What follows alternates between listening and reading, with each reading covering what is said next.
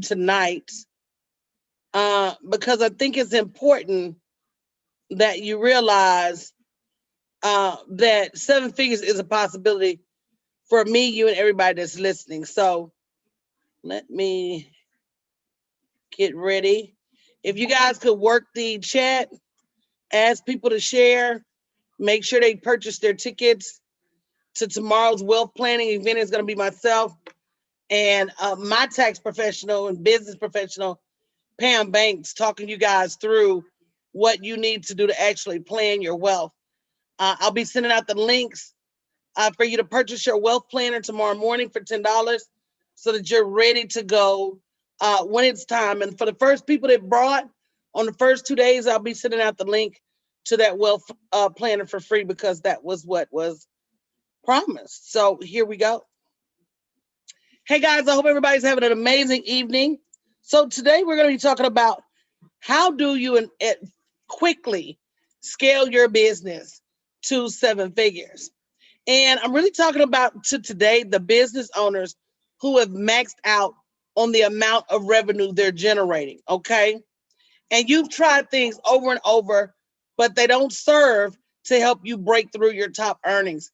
And I'm especially talking about those business owners who work with their hands or those business owners who have simply run out of the strategy you need to get your earnings to the next level. So, what if we offered you the opportunity to really take apart your business and help you identify specifically the strategy, the technology, the automation, and the marketing you need to move your business to the next level? And what if we would even go so far as to even put the marketing and technology in place for you so you don't have to struggle to execute the strategies that we come up with? So, for those of you who don't know who I am, my name is Reverend Dr. Danielle Patterson Winningham. I'm a former JP Morgan Chase Vice President. I'm a master live stream expert with over 5,000 live stream videos, a social media influencer with over 200,000 followers online. We've been blessed to generate millions of dollars over the years via social media. We've published 18 books and 25 workbooks, spoken on over 500 stages internationally, created over 100 sold out courses and workshops, and been published in over 100 magazines. And more importantly, I've helped tens of thousands of individuals just like you build their businesses online. So if you're a business owner who is serious about doing, notice I say serious. And let me tell you why I say serious. A lot of times we say we want to do something, but when it comes down to actually doing what it takes, we back out, we get afraid, we chicken out. So my choice of words here is intentional. If you are a business owner who is serious about doing what is necessary to move your revenue needle, then this webinar may be the most important video you ever watched. And I don't say that lightly because in the next few minutes, I'm going to introduce to you what we call the seven figure scale. Now, this groundbreaking new system our clients are using to quickly scale their business revenue. And by the end of this presentation, you're going to understand exactly how we plan on helping you scale your revenue faster than you've been able to done in the past if you listen and execute. Now, you may already know this, but the reason that this system is so effective is that there's this thing called the Pareto rule. And the Pareto rule is that 20% of your action creates 80% of your revenue. But the problem is with most entrepreneurs, they spend half their time running around like a chicken with their neck cut off. And that's a country saying, I'm a country girl. They spend all that time running around like a chicken with their head cut off, doing all of these things that do not equate to revenue. If that sounds like you, say me in the chat. You're running around doing everything. I say busy being busy instead of busy making money, right? So most business owners don't really know what 20% they really should be focused on. Most business owners are trying to choose between, okay, what system am I going to create? How am I going to build a team? How am I going to build my automation? And then in the meantime, you trying to market and get some people in the door. And we all know that can be tiresome. And to be honest, most business owners run out of time, energy, or money before it all gets done. Does that sound like you? However, our program scale is the shortcut around all of that. And it's the fastest method we've discovered to really work with each individual business to identify the key opportunity areas in your business so that we can quickly focus on what really matters. And that's getting your business in front of the customers that need you now. Building low cost and sometimes even free teams to help you with the rest. Because when you focus on three things, your marketing, your automation, and your technology up front, you not only generate the money you need for a team, but you also create more time for yourself to focus on getting even more customers. So I'm going to tell you why this is so different.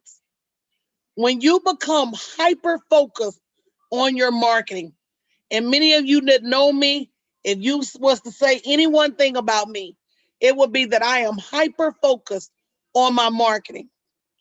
And being hyper focused on my marketing over the years and now automating how we get in front of our customers every day. You probably have seen my Facebook ads running. You've probably seen Instagram ads running. Now you're probably seeing Google ads running. You're about to start seeing YouTube ad running. So I'm not just doing it consistently myself. Now I'm working and automating how we get in front of our customers every day. It's a basic mathematical fact that the more people you get in front of, the more money you make, period. So I want to tell you exactly why this works. And I want you to walk away tonight thinking about what are you spending your time on in your business?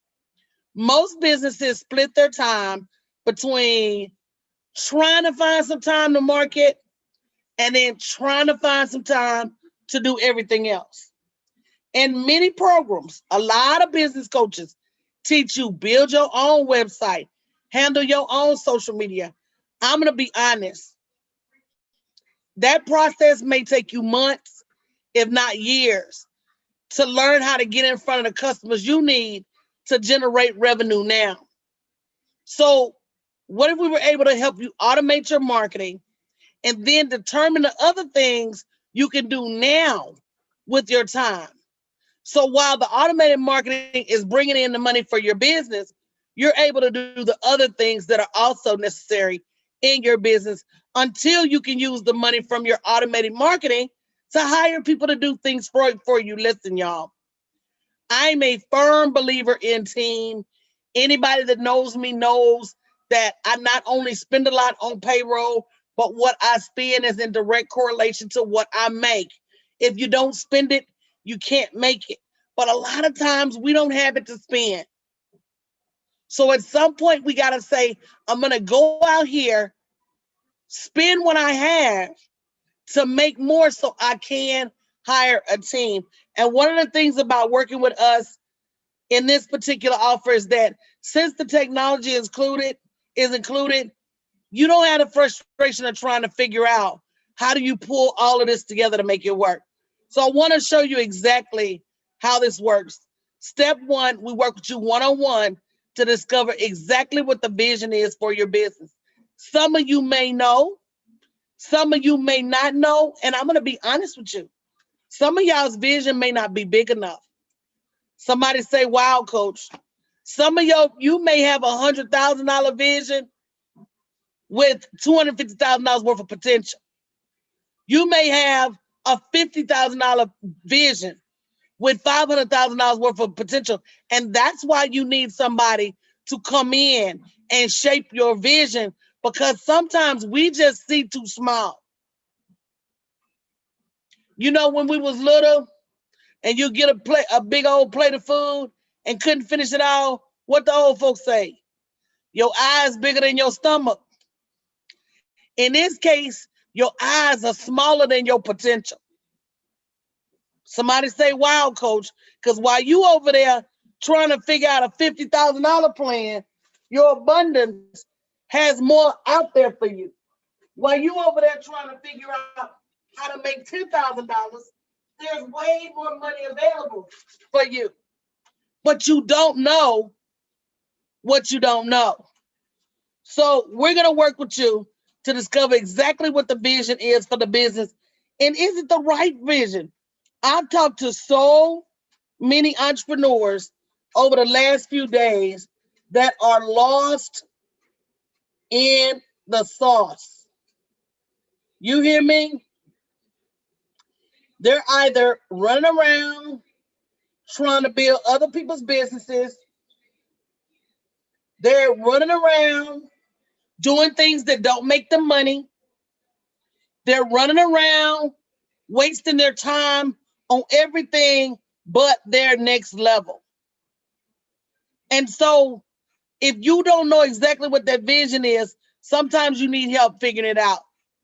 Step number 2, we got to determine exactly what type of beginner technology you need to get started. While you're running around trying to build this massive website, a lot of times it doesn't take that for you to make money. A lot of times all you need is a little piece of landing page and an autoresponder and a place for people to pay you your money. I see all these entrepreneurs with all these fancy websites and no way for that website to make money. That's an ouch for somebody. That's an ouch for somebody. And if you haven't shared the broadcast, we need you to share the broadcast because somebody needs to understand. I talked to somebody just on the phone tonight. She said, what kind of website should I get? I said, what are you selling? She said, I don't know. I said, you can't get no website and you don't know exactly what you're selling. It's just going to be a website.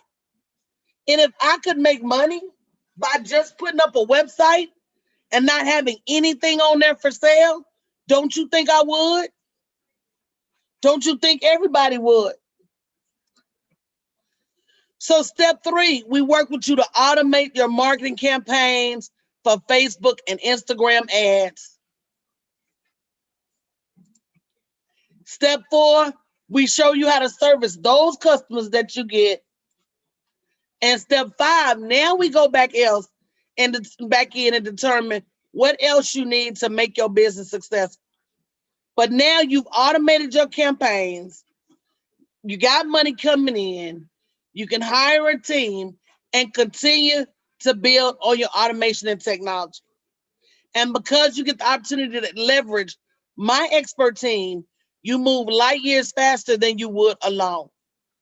Having a team has helped me build tens of thousands of businesses online over the last 9 years. It's helped me build my business. And it helps you get a quantum leap into getting it right the first time without struggling to get everything set up so you can offer products and services to customers. So if you want us to personally help you scale your business so that you're not plateaued in your current revenue, I want you to go schedule a call. Go to bit.ly/Black Girl Profits Call. We have packages available at all ranges. We have help available from very small rates to very tall rates. The truth of the matter is, if you're running around in your business and you don't know how to monetize your business, you don't know how to take your revenue and increase it, you don't know why your revenue is stagnated, you need to get some help. And you waiting to schedule a call is not going to make it any better. In fact, I encourage people not to wait until things are horrible to get some help. And I'm going to actually show you guys some numbers in a minute.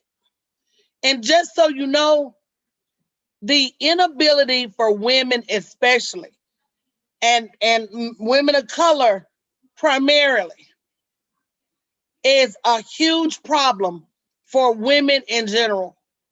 Forbes magazine says that right now, more businesses are being created by women than ever before.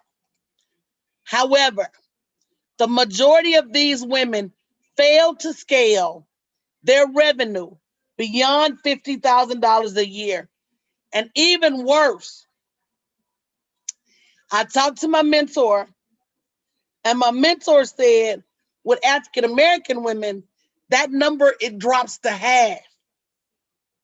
The mass majority of us fail to make beyond $25,000 a year with so much opportunity being available. I don't blame anybody and I don't judge anybody. Building a business is arguably one of the most complex things you can ever do. And if you don't know what to focus on every day in your business, you really can get caught up doing too much because everything feels like it's a priority. So not only will this opportunity allow for us to handle your technology, automation, and marketing for you, but you also get a chance to introduce your products and services to our warm audience of over 150,000 followers online.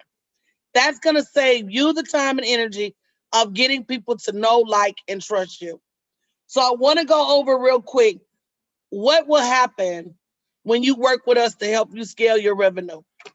Our first things first, because we can't boil the ocean. We're going to look at your independent business and say, what do you need most from us?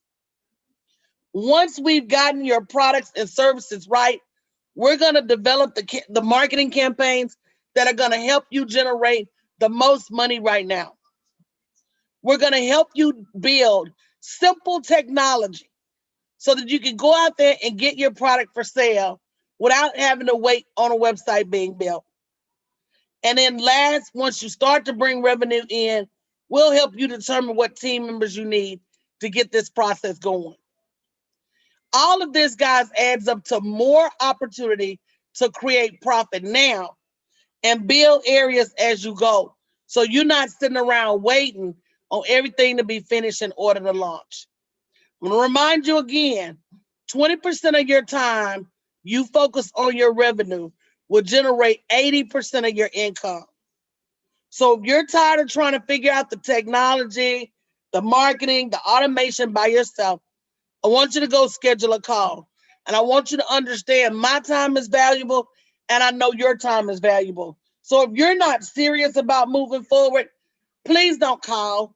Don't call to try to pick my brain. Don't call because you had a quick question about your business. This call is to decide how we're going to move forward. Remember when I pointed to that word earlier? Remember when I said, I want to know who's serious? Those are the people that should schedule a call. Let me tell you what I learned the other day about the difference between working with men and working with women. Men make decisions almost instantaneously. Have y'all ever seen that? If you've seen that, say me in the chat. Men make decisions almost instantaneously.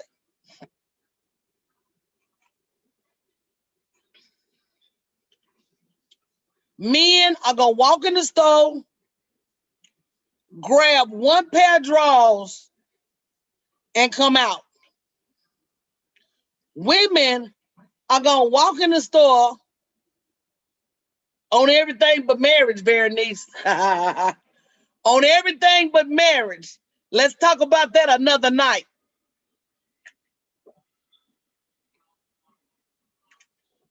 Okay? On everything but walking down the aisle. But men will walk in their store, grab one item, and come out. Women, first we got to decide if we want to go in the store. We got to call two friends and ask Jesus. Once we decide we want to go in the store, after we've called two friends, asked Jesus, and look for a sign up on high, we go in the store and we see 5 colors and we can't decide. We narrow it down to 2 by asking a store clerk and a stranger. We end up leaving with 2 pairs. Between the time we leave the store and the time we get in our house, we've said, I really don't want 1 pair of these. I'm going to take them back. When it comes to business, lady, you can't play like that. If you know you need help in your business, you need to schedule a call, show up, figure out what you need to do to get this help, and keep going. We can no longer sit by and sit in poverty, ladies, because we can't make a business decision. And that's my mission. My mission is to get women out of poverty. So again, when you work with us, we're going to help you identify what you really need so you can stop chasing your tail, help you develop those key campaigns up front, help you build a team for now, and help you identify what team members you need later on so that we can hyper focus on scaling your business profit. Like our client Jamie, who went from $0 in her 1-year-old business to 20K her first month, just by shifting her focus. And while not everybody may have these same results, because I tell y'all all the time, it has a lot to do with how much skin you put in the game. Anything is possible, though, when you start to focus on the main thing. And for any business, that's getting in front of more potential clients. So again, if you're a business that wants to quickly understand how to ramp up your your profits, go schedule a call right now. You'll be surprised at how some simple shifts in what you're doing can change your business forever. Like our client Keita, who went from working a job of over 38 years to retiring with over $1 million in real estate. Why? She didn't do it overnight, but she got the help she needed to shift her strategy. And that started her on a road of growth that she would have never seen had she never shifted her focus. I want you guys to remember, what you focus on grows. So if you want to work with us directly, so we can quickly identify your key opportunity areas. Guys, do you believe it's possible we can see what you can't see? Do you guys believe that? Do you believe that sometimes you are so close to your abundance? Sometimes you're so close to the things that you need to change. Sometimes you are sitting right on top of what you need and you cannot see it with 7 pair of glasses. And the question is, how long are you going to sit there blind to your abundance? And it makes a difference. So again, we're going to help you develop key marketing campaigns. So getting in front of new clients becomes your number 1 priority.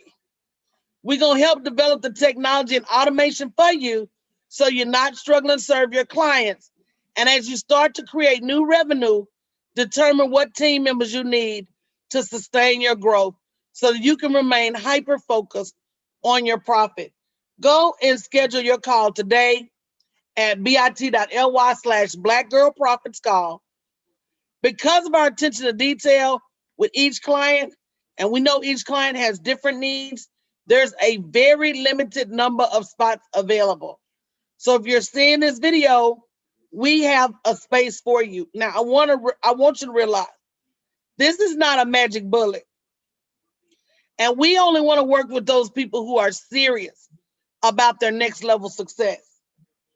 So if that's you, I want you to go schedule your call today at bit.ly/blackgirlprofitscall. your next level is waiting.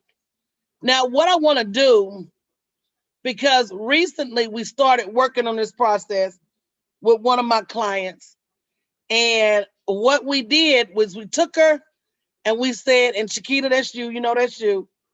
We said, Kita, for the next 2 weeks, we want you to hyper focus on your sales. Kita, can you tell them how that process has been going so far? It's been going great. You actually gave me the roadmap, step by step, what to do, how to reach my target audience. And so I've been following the plan, the launch plan for the past 7 days now. For the past 7 days. Now, are you tired? I'm tired, but I can't stop. I got to go and get the money because I'm set up to make more money in this 14-day period that I made a whole year in the 9 to 5 job I had. So why would I be? Yeah, I'm tired, but I gotta keep going. I can sleep later. Okay. That's what I be saying, Kita. Yeah.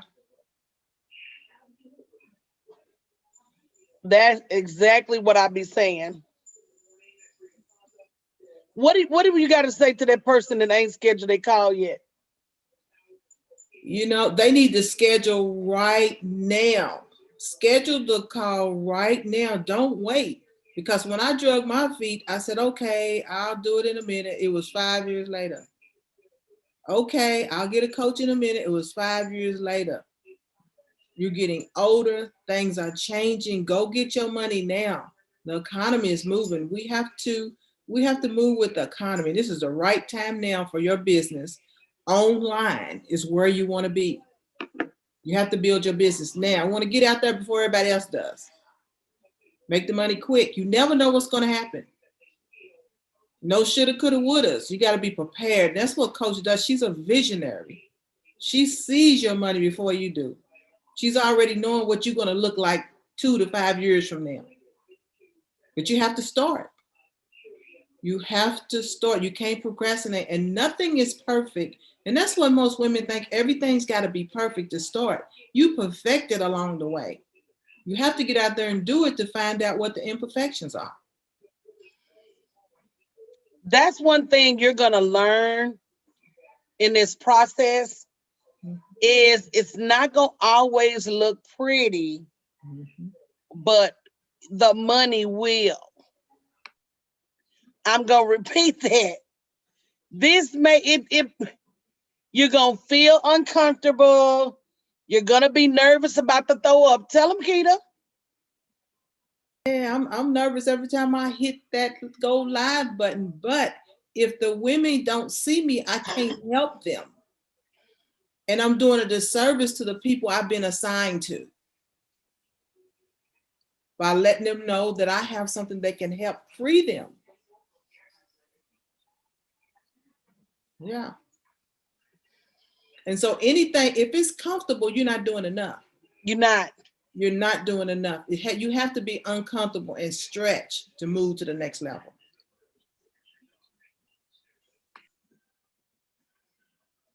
You're not. You're not comfortable. You're not doing enough.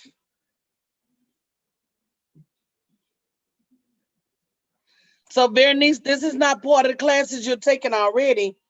This is part of something my platinum clients get access to, or you can get it separately. This is this is beyond the class. This is way beyond the class. If you go to a marketing agency and ask them to do this for you, they're gonna charge you 25, 50,000 plus dollars easily. So this is beyond the class. You don't even have to be in a class to take advantage of this opportunity. But you gotta know that there's opportunities out there for you to move at the speed of light. This is what I tell people. Your movement is in direct correlation to how much you pay for your ticket to the next level. You buy a general admission ticket, You may get on the bus with everybody else. You'll eventually get there, but you won't get there in a rocket ship. You buy the next level ticket, you may get there in a carpool. You only got to stop and pick up a few people. You buy the next level ticket, you might get there in an airplane. The next level may get you first class. The next level may get you a jet. And the next level may get you a rocket ship. It's all relative. And it's all dependent upon how important is it for you to go find what you need to move at the speed that you want to move at. The classes will get you there. They won't get you there at the speed of light. Right, Coach. I think sometimes when people look at coaching programs and the amount, say for instance, your coaching program is 15,000, but you got to remember you're going to make 50 to 100,000. So you're still had 85,000. So you're right. If you're just going to put pennies in, you're going to make pennies. And another thing I want you guys to know, you have to do the work. Mhm. And when you don't, you can't blame nobody but yourself. Right. You have to do the work. Unapologetically, you got to do it scared. You got to do it even when people are looking at you. You got to do it when you're tired. You got to do it. I'm going to go ahead and open it up for questions. Do we have any questions online, or do we have any questions in the room? If you haven't already bought your ticket, make sure you go to www.blackgirlprofits.com and click on the wealth planning link so you can get all of these amazing replays and then some. No questions? Wow. Okay, Red Corporate, I'm going to turn it back over to y'all if ain't nobody got no questions. Coach, I don't have a question, but I just have I was listening to your, and it says the first thing that you got to do is you got to have a vision, and most people don't realize they need to have a vision. They just think they can jump in there and just do whatever, but you got to have a vision and a plan for that vision. So that was good information for me. And you got to have a vision bigger than your eyes. And just to know that having a coach helps you see beyond your vision, because you just see your vision is kind of tunnel, but a coach sees both sides, back, front, and all that you have to run into for your vision. So, that's good to know, and people need to know that that's one of the best things they can do is get a coach to help them Absolutely. with their business. And to help you stay on track. Yeah. And to help you stay on track. And keep you accountable. And it's a strategy. You need the strategy, and you have to get it from somebody that's already done it. You could go out there and hit your head and watch 100 YouTube videos and think you got it and waste time and lose money. And that's something I want to tell y'all that I learned from my tax professional, Pam Banks. Everybody is good at something, okay? I eat, sleep, and breathe this. She eats, sleep, and breathe taxes. Some of y'all learned earlier this year, you need to be shopping for a different tax professional. Because what good is all this money you making if you ain't got somebody to help you guard and defend your revenue? You gotta keep professionals around you. And yes, it costs money to hire them. But the same way you gonna spend money in the wrong ways if you don't hire me, you're gonna get taxed in the wrong ways if you ain't got the right tax professional. And that's what the difference that rich people have, is that rich people are gonna keep the people around them. Y'all president still ain't paid his $750 in tax. Why you arguing about leaving office? Tiffany, you got a question?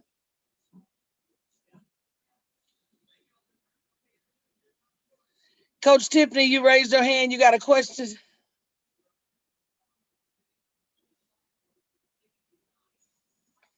Oh, okay. Yeah, I just have one more thing to say. It's just people don't realize that, like you said, you got to put skin in the game. To get some, you got to put something in it to get something out of it. You just can't say poof and it's there. You got to be willing to put some effort into it to make it to work. Most people think they just tell you something, they just jump into it and it's going poof. They got everything on, but you got to put some skin in the game. Do you want it bad enough? If you want it bad enough, you're gonna work hard. You work hard for somebody else. You work hard. You go to that 9 to 5 and work yourself to death for them. And then what have Okay. you got? What do you have? And not only that, if you want it bad enough, you're gonna work hard, you're gonna work scared, you're gonna work tired, you're gonna work sleepy. But I'm telling you, it's more to it than a notion, y'all. I know them celebrities get on TV and Beyonce make it look easy, but Beyonce practiced and starves Yeah. to get what she needs. It don't happen overnight. It doesn't. You got to be willing to give it your all. If it's something that you really have a passion for, you'll give it your all. But you got to, like you said, you got to put skin in the game in order to make it work. Right. And you got to have a why. What is your why? And a lot of times when you caught up in that rat race, you forget what it is you really want. You just going with the flow. What is your why that's going to keep you determined to go get what's yours? So, and get out there and take those chances and build that business you've been dreaming of. It wakes you up every 4 a.m. that you should be doing something else. You're still getting up, going to work, and that's okay, but you use your work to move you to the next level, to create that exit plan. And you need wisdom. You need wise counsel to do that. That's why you need to go to www.blackgirlsprofit.com and get started right now. All right, who's up next? Red carpet.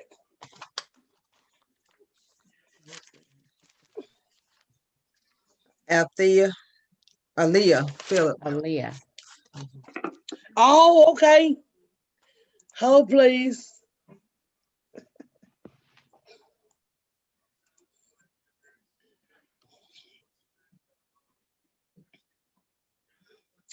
Are you ready, ma'am? Oh, there she go. You look a little different, boo. I look different from this morning, right? Just a little bit. Just a little bit.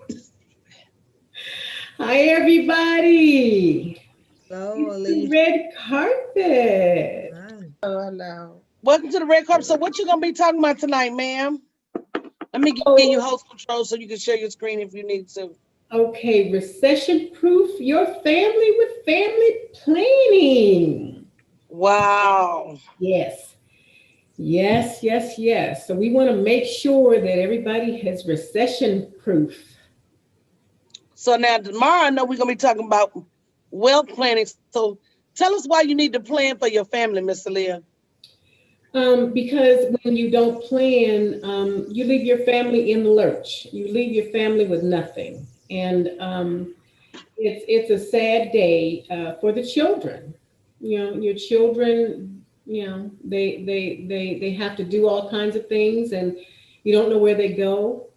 And it's just sad. You have mortgages, you have cars, you have bills, you have all kinds of things, and there's nothing in writing, there's no money, and we just don't want that to happen anymore. We need to stop it, and we need to sit down and we need to plan.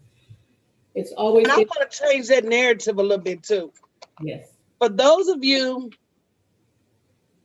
who were not able to build the generational wealth to make your children rich in your lifetime, make them rich in your passing. That's what we don't do. You have the ability with simple shifts in your strategy to leave your children What the words say, a wise man leaves an inheritance for his children. It did not tell you how.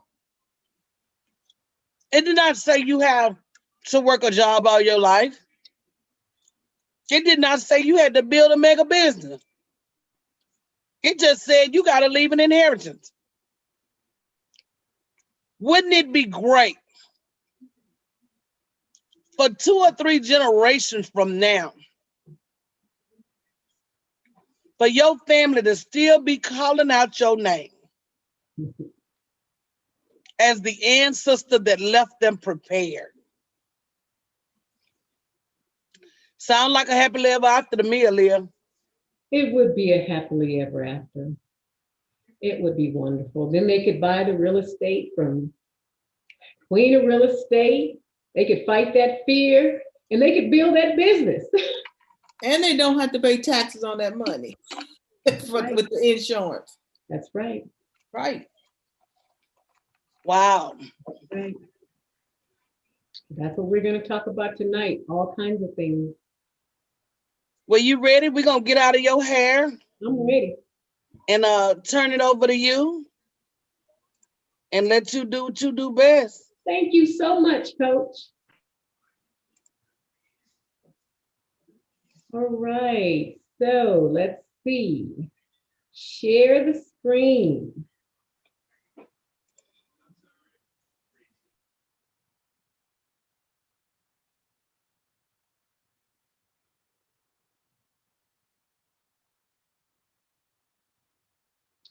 I hope everybody can see my screen. I've got lots of things going on here. Can everybody see my screen? I hope you can. Thank you so much, Coach Donnell Winningham, for allowing me to be on this platform today, because it's really important. It's really important to recession-proof your family with family planning. And the reason that I want to talk about this, and because I am so passionate about family planning, is because it's something that us as African Americans and women and families, we do not talk about. We do not talk about this.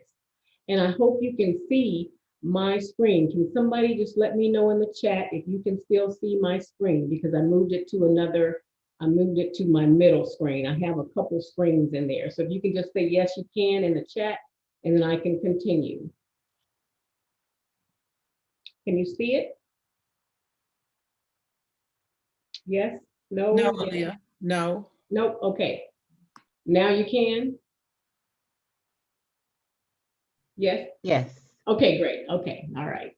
All right. So again, my name is Aaliyah Phillips Sherrod, and I want to say GoFundMe no more. No more GoFundMe. I do not like GoFundMe. Do not have a GoFundMe, because what are we going to do? We are going to recession-proof that with family planning. Who is this for and who benefits from family planning? Single women with children. So let's talk about that. Let's talk about the single woman with children. So I'll talk to you about when I had my son. So I had my son, I was in the hospital, they brought the baby to me, I was getting ready to leave. They said, hey, here's your child. I looked at them and I said, wait a minute, wait, what do I do? I started crying. You have been given an inheritance. You have been given a child to take care of. The child is your responsibility.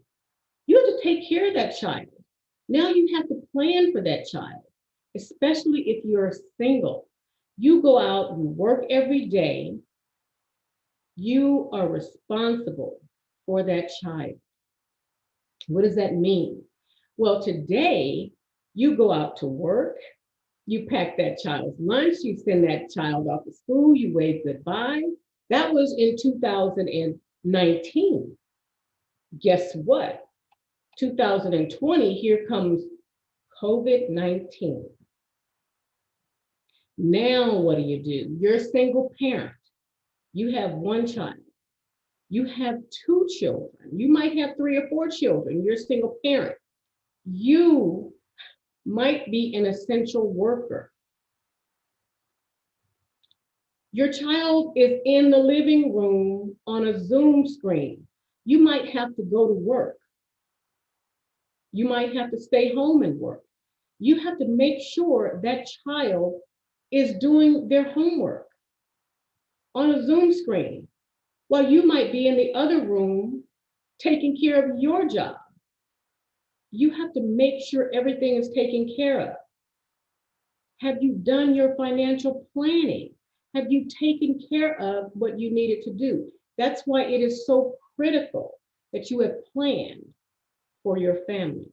You have to do your financial planning. Single women, I was a single parent for a long time. You have to do your planning. So I was doing research. COVID-19, over 200,000 deaths from COVID-19, mostly women. What happens to the child? Have you done the planning? So we have to think about that. Families with mortgages, families that have to pay rent, credit card debt, student loan debt, other responsibilities.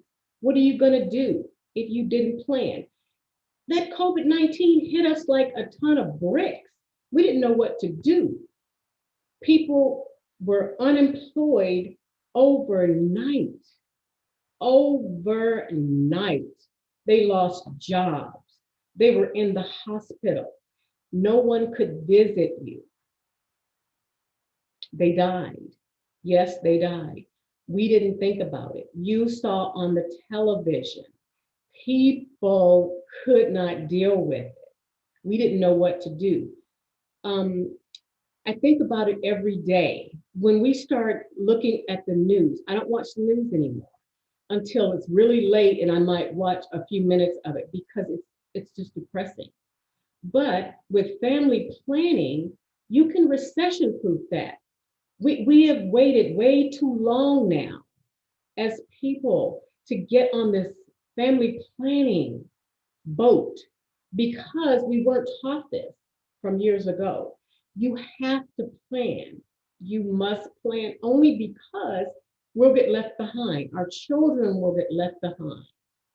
You have to plan. So let's say you're married, your spouse passes away. What are you going to do?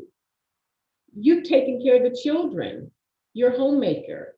How much is it going to cost to replace you? How much is it going to cost to replace your spouse? We've had a panel of women for the last couple of days talk about various things that happen in their life. We have people, women here that are building businesses. So let's talk about that. What's going to happen when you build a business? So let's talk about people that are taking care of aging parents. So a lot of us are in our mid, maybe 50s or 60s. Our parents might be in their 80s or 90s. We're taking care of parents. They might have moved into our homes. A lot of our parents might be in nursing homes. A lot of them have had to be taken out of those nursing homes. How did we plan for that? You have to plan for these things. So what we do is we help you plan for recession-proof your family planning. We have to start planning. 2020 made us start looking at planning. You have to plan for this. You have to plan for everything. So who is it for? Again, single women with children, families, individuals with aging parents, business owners. Let's talk about business owners. When I was doing the research for this, I found it very interesting. There were some businesses that we probably don't think about. Disney in the 50s, in order to start Disney, he took a loan on a life insurance policy in order to start Disney. We would not have Disneyland today had he not taken a loan on a life insurance policy to start Disneyland.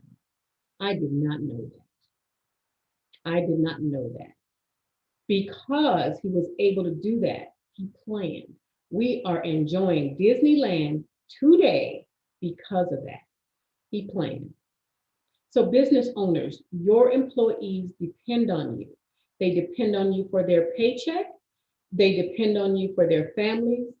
What happened in 2020? I'm going to just beat this dead horse. COVID-19, businesses closed overnight. You've got a plan. There are insurance policies that pay out when something like this happens. Have you planned for that? Have you reached out to your financial planner? We have to make sure that we think about these things. If you get sick, if something happens to you on the job, as a business owner, if you're a one-person shop, if something happens to you, you have somebody that can step in and run your business. If you can't open the business, if you can't physically go in there and open the business, even if you're working from home today and you're virtual and you go and you wake up and you walk from your bedroom into your office, or your office is your bedroom, and you can't get out of the bed, does that stop? In the community that I'm in, I'm thankful that I met Coach Donna Winningham, because she helps women of all sorts to build their businesses online. And we have seen over the last few months, there have been coaches in this community that have suffered all types of illnesses that have been able to keep their business going. Some have not been able to do that. And we talked about this. And she has really brought this to my attention to help women to figure out and help them with this planning. This is really one of the things that she has really helped me with, to help women, help people, help them with this, because we really need it. We really need it. This is something that is needed in our community. And right now, we really need it. Baby boomers. Now, baby boomers are people that were born in 1946 through 1964. They might be retiring. Now, some of you might have 401ks, you might have retirement accounts. What's happened to those retirement accounts? You might have been banking on that retirement account, to guide you through your golden years. What if you wanted to travel? Right now, you can't travel. Did you plan for that? Some people got caught in different countries. Some people got caught in different states where they couldn't get back and forth. I wanted to travel. This year, I wanted to travel to different countries. I'm so glad that I didn't go anywhere. I'm not going anywhere probably for another couple of years. But I don't have to worry about that. I can work from home. Can you work from home? What is your planning?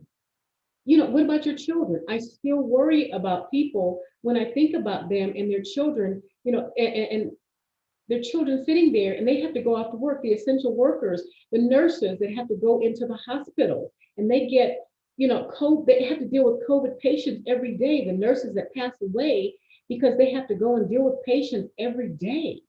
My hat's off to them, the fire people, the fire, whatever you call them, firemen, the firewomen, the police, the people that have to go out every day. What about their families? So you want to make sure you plan. Family planning is very important. What about those people that are already retired?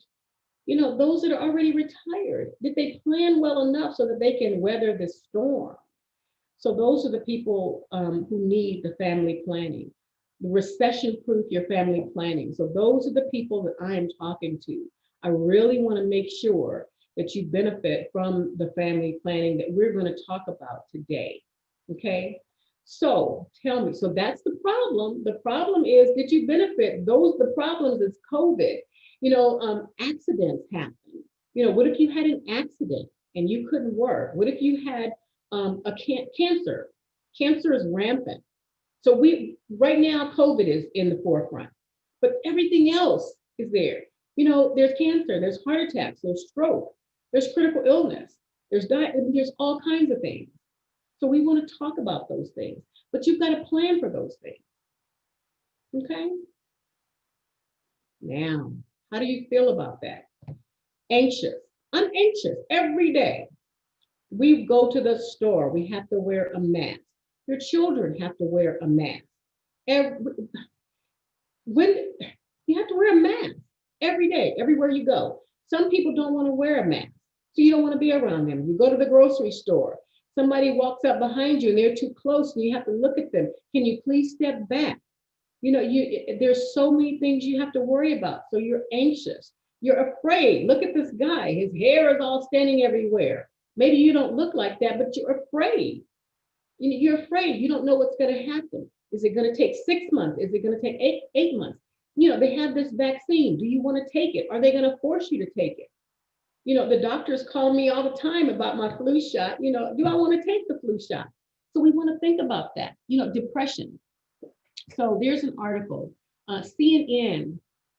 The other day, I was watching depression. People are recovering from COVID. Yes, they are. But about 3 months after you have COVID, there are some startling things that happen to people. And it may not happen to you. So I'm not going to say it happens to everybody. But there's some things that happen to you. You have brain fog, and they're talking about it. And there's some neurological symptoms that might happen to you. So are you prepared for this? Is your family prepared if you cannot go back to work? Do you have enough finances to stay off of work for 6 months? Can you recover? A lot of people are recovering. Maybe they're not dying. Maybe they're okay and they can't go back to work. Maybe they've already run out of unemployment. Maybe they have already run out of disability. Maybe they declined or denied your disability. Did you plan for that? People are depressed. People are worried.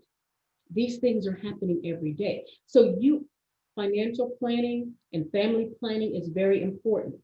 Business planning is very important. And these are the things that you have to think about. We don't think about these things, and we don't talk about these things because we think that the government is going to take care of us. We think that Social Security is going to be there for us when we retire. If you go to the Social Security and you do an estimate of what you're going to get, when you go on Social Security, you may be shocked. We help you with these things. When you look at your health insurance, in order to afford it, you have to get a high deductible plan. And a high deductible plan is about $6,000 or $7,000. So you have to pay that first if you go into the hospital. There are ways to mitigate that cost. And so we help people with that every day. I want to make sure that you guys understand those things. Recession-proof your family, please. Recession-proof your family. Every day, you want to make sure you are recession-proof, okay? Who am I? My name is Aaliyah Phillips Sherrod. I am the president of Phillips Financial Enterprises. Coach Darnell Winningham encouraged me to start Phillips Financial Enterprises about a year and a half ago. I've been in the coaching program for about that long. I just couldn't wrap my head around some things. And the more I sat with her, the more I understood that I needed to do this. I teach women to create and build a profitable online health and life insurance agency. I'm also the co-owner and executive vice president of a health insurance agency in Burbank, California. And my mission is to help women and help families to never have to do a GoFundMe, never have to put online a GoFundMe account. I do not like it. I don't want to see it. I don't want to get an invitation for a GoFundMe. You need to build your business and you need to plan financially to make sure that your family is taken care of for generations to come. So when I was researching what I would say here, so I researched a couple of celebrities that passed away recently. And one of them that stood out was, most everybody knows the Black Panther, which was Chadwick Boseman. So when he passed away, it's all in the news that he didn't have a will. Well, he might have not had a will, and then his wife had to do some things, and she had to do a probate, and she had to do this, and she had to do that. But we really don't know the whole story because and we really don't know. He might have had some financial planning in place, and he might have had a trust. So we don't know the whole story. So financial planning is very important, but a lot of celebrities, you have to think, a lot of celebrities die and they don't have planning in place. You don't want to be that person that doesn't plan. We don't know the whole story, so we really can't speak on it. But that's an example of not really being prepared, or maybe he was prepared. We really don't know. So I want to make sure you guys understand that nobody is immune to this. Okay. Um, why me? Again, I have over 30 years experience in the life and health industry. I started at Prudential Life Insurance, and I'll tell you the backstory of why I started there. Every day we receive calls. We help women, families, people that are retiring, look for policies and plans that help them cover the expenses related to health insurance, related to things, medical conditions that come up when somebody passes away. My agency helps thousands of people every day. So that's why me? Okay. Why me again? So the backstory is what I wanted to talk about. I've been there with my father. In the 70s, my father, and why Phillips Financial Enterprises, my father's name was Augustus Phillips Jr., and he owned Phillips Financial Enterprises in the late 70s. He understood business. He was a trailblazer. He owned one of the largest real estate agencies in Los Angeles. And he passed away very young at age 45. He was ill. He didn't do the main financial planning like the big boys. He did. He had life insurance. He had things in place, but it wasn't the huge stuff like a lot of the celebrities and a lot of the very, very super wealthy people have. So when he passed away, we had this business. We kept it open for 2 years. But if we had several $1 million of insurance, we may have been able to do it. We retired and we just closed the business. Maybe if we had a couple $1 million of life insurance and all these other things, maybe we could have kept the business open. I don't know. So that's why it's very important to plan. My husband passed away in 2015. We didn't have the millions of dollars of life insurance because he was sick when he was very young, so we couldn't get it. And that's why you have to plan when you're young. I want to help young people to put this stuff in place so that you have it. We had insurance, but it wasn't the millions of dollars. And you want to make sure you plan. Today, I'm a business owner. I'm in the process of making sure that we have the millions of dollars of insurance in place because you have all kinds of creative ways to fund your business. And so I want to make sure you business owners, you take care of that. You make sure you take care of your families. You take care of what happens. So look at the Trumps. His father, Donald Trump's father, made sure that he was able to pass those businesses on to him. Donald Trump can pass his business on to his children. Their children can pass the business on to their children. And so it goes and goes and goes. They leave the legacy. So that's what I want to make sure that you guys can do. How can we help you change your life? We can help you create a legacy for you, create generational wealth for you, your children, your children's children, and your children's children's children. That's what you want to do. You want to make sure that no matter where you are today, you can start small. You can start small, and that way you can build. There's nothing too small. Nothing. You can start small. Okay? We want to help you. Okay? How can we help you? If you don't do it, if you don't do anything today, then you can remain stuck. You can remain stuck in what you do today. You can stay there. You can continue to worry about your future. You can continue to do what you do. Have the car wash. You see the people on the side of the road with the car wash sign. Hey, we have a car wash. donate right now. Here's the bucket, do the car wash. You can continue to have the GoFundMe and have your family and your children begging other people for money. Don't do that. Don't do that. Don't have them begging for money. Please. Do not have them begging for money, begging other people for money with a GoFundMe. I always see the GoFundMe and it saddens me. They have a goal of maybe $20,000 and it says raise 1,000 of 20,000. And you feel so bad for the family because they didn't get the goal. And they didn't get to bury or do whatever they needed to do. Maybe the family didn't get to, have the funeral that they wanted. Maybe the children didn't get to go to college. Maybe, they have to move in with the 60 or 70 or 80-year-old grandmother. And so now the grandmother is raising children when she's lived her life already. She's lived her life, or the grandparents have already lived their life and they have to take care of children because somebody has passed away. You don't want that to happen. You want to make sure your children are secure in the future and they have all the advantages of life. You just want to make sure things are happy and times are good. They've lost you. You don't want them to lose everything. Maybe their childhood home. Keep the home in the family.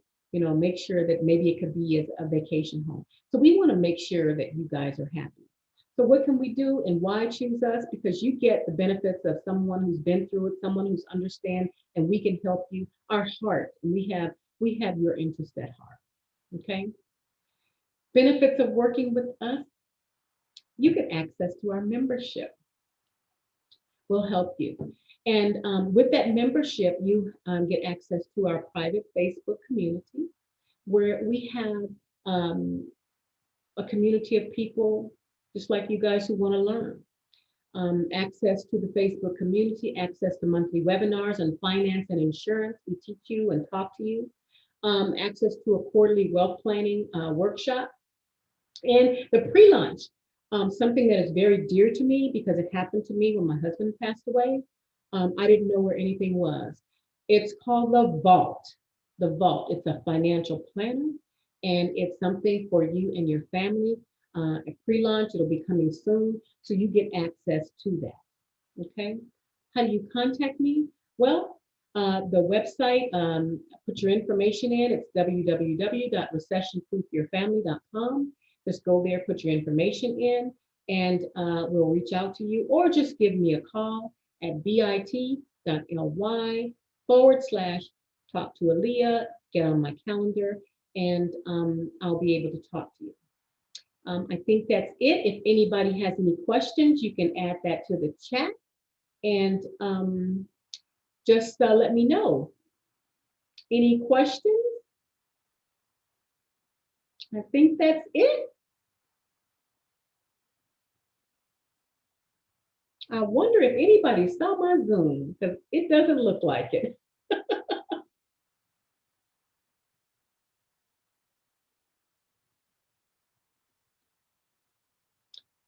Let's see. I'm going to stop the sharing.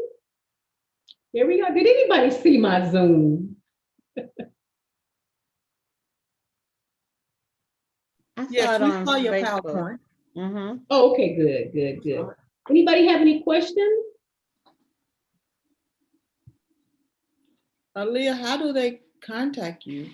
They can call me or they can go to the website, which is www, excuse me, .recessionproofyourfamily.com, or they can just call me at bit.ly/talk to Aaliyah.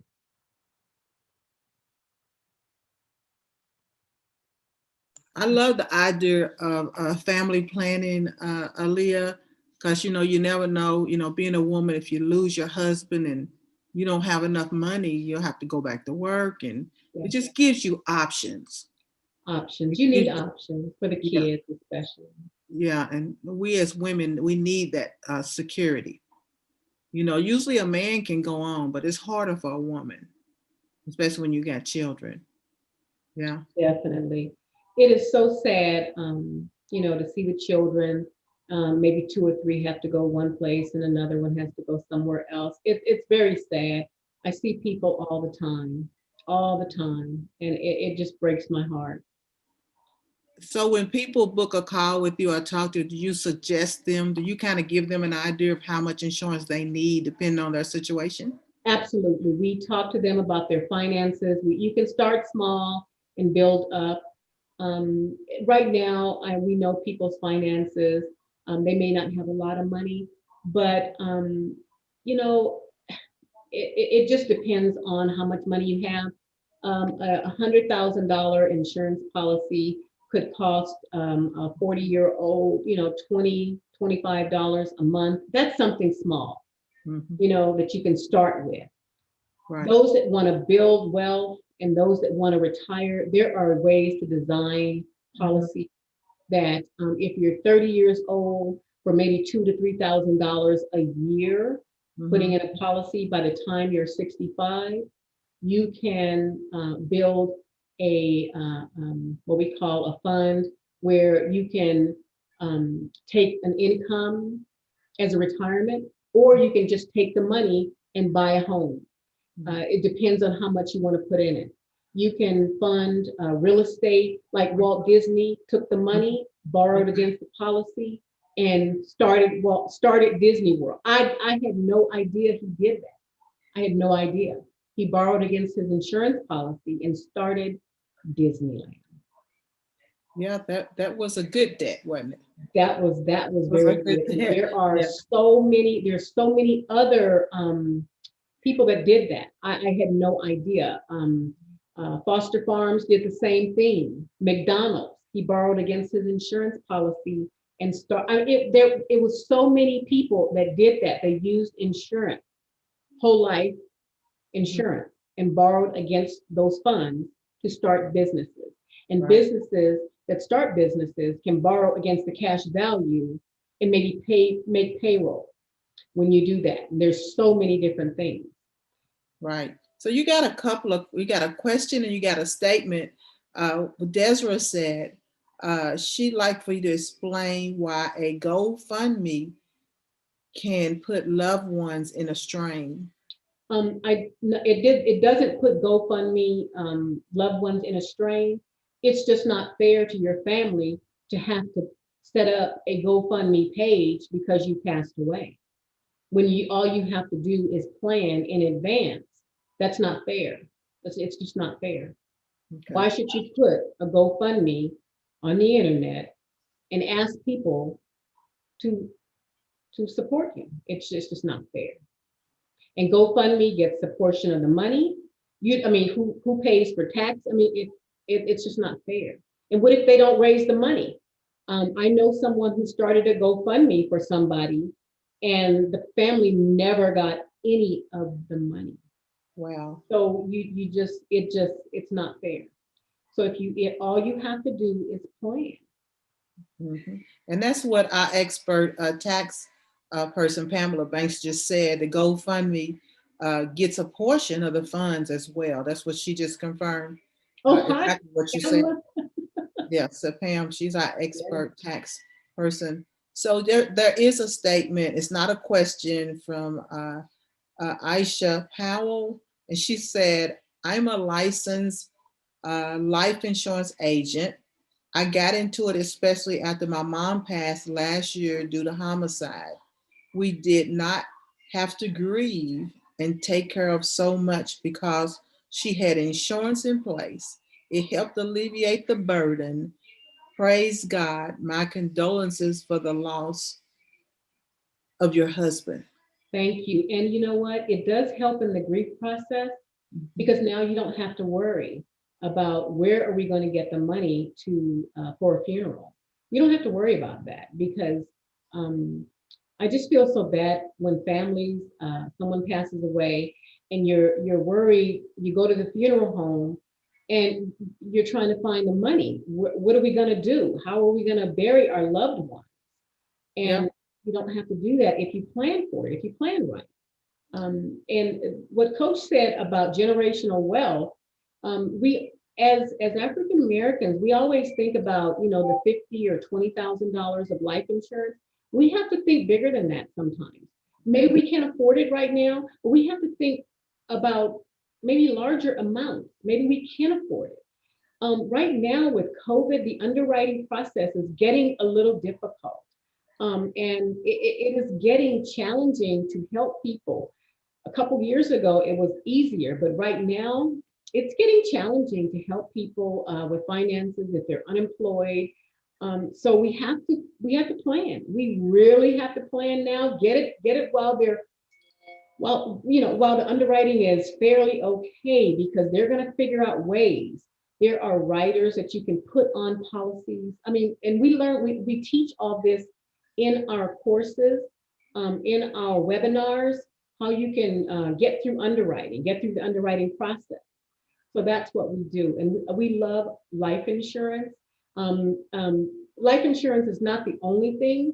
We do all types of insurance. I don't do property and casualty. It's just the life insurance and health insurance.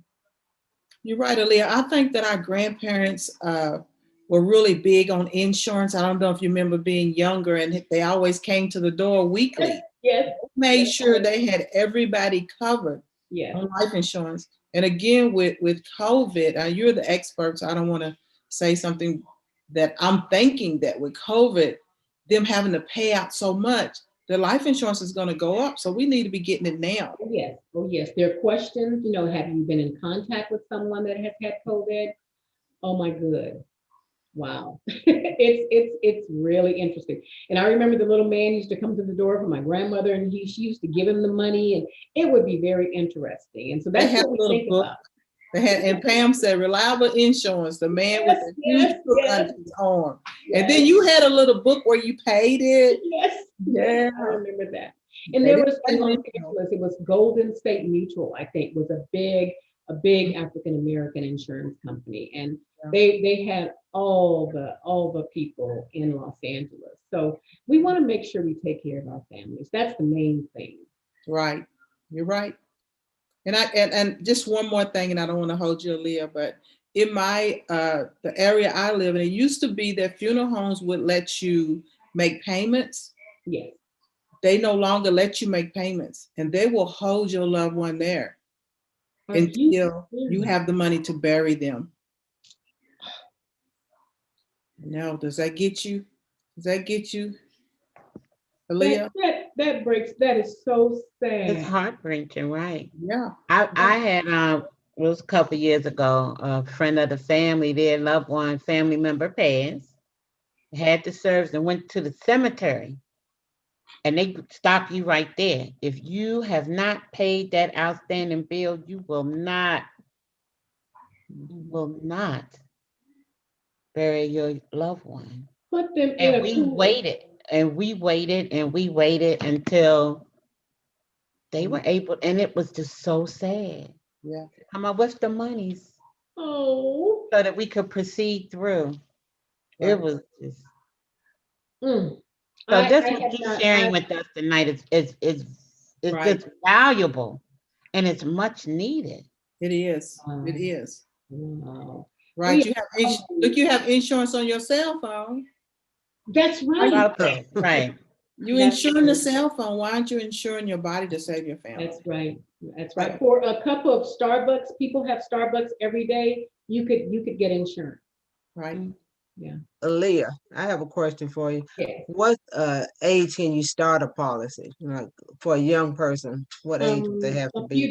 few days old. I have a granddaughter. I forgot to mention about my granddaughter, and I've started a policy on her. And so when she turns 18, it just goes right to her, so that she has it. It's hers when she turns 18. I take care of that. And so you can do all types of things for your grandchildren. Now, if you're a parent and you want to purchase insurance on your children, you have to have insurance. You just can't just start, purchasing large amounts of insurance on your children. You have to have insurance in place on yourself in order to get insurance. But there's, a couple days old, you can get insurance for your children. Yeah. And If you're a there's young person, maybe you just finished high school and you getting ready to get out on your own. Do you have I to be recommend- 18 to get a policy? I recommend that everybody have insurance from a couple days old. to on up to 99 years old, you can get insurance. I recommend everybody because there are accidents. People have accidents, especially if your child is active. They go, kids go skiing. My son went skiing all the time. He had accidents all the time. He went skiing. He loved to ride his bike down the hill. He liked skateboarding. So kids have accidents. He drove when he was, had the car when he was 15 and a half. And so your kids do things, anything can happen. I recommend people have insurance immediately when you can afford it for your children. Yeah. Yeah. And so again, how can they contact you, Aaliyah? Because they really need to talk to you to get the personal information. Because I know there's so many types of policies and Yes. price ranges. Yes, So how can they contact you again? bit.ly Uh-huh. / talk to Aaliyah. Should I put it in the chat? You can put it in the chat. Somebody can put it in the Facebook group. Put it on. My moderator should be grabbing that in the Facebook group. There was And a we've got question. lots of questions, ladies, but you need to get with Aaliyah. Yes, there's Katrina has to go. Katrina goes next, right? Yes. Okay. Yeah. So get with Aaliyah so she can personalize your personal insurance plan that you can afford that's going to protect your family. Oh, I put it in the wrong. I did it direct. Okay. I'm not good at that. So who's next? Thank you guys. I appreciate everybody. There's Katrina. It was wonderful, Aaliyah. Wonderful presentation. It was. Everybody. So Thank you, Leah. hit the lead? It won't cut everybody else off, will it? No, we got it.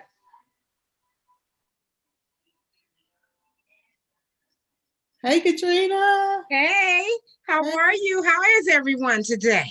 We're marvelous. Okay, everybody better, looking Katrina. fabulous. We're even better now that we're looking at you. Hey, that's what Better I'm and better saying. as the I night like goes that. by. You know, I like that, right? Yeah. I love to keep y'all smiling and everything. So, but you all look fabulous. You do too, sis. You do too. Thank you. All right, so it's on me. So I got host control. I need to. Let's see. Katrina, let me make sure you got some host controls. Somebody else has the control here. Yeah, because I can't get in. I think Verlene, you host. Miss Verlene Smith Randolph. I don't think that I am.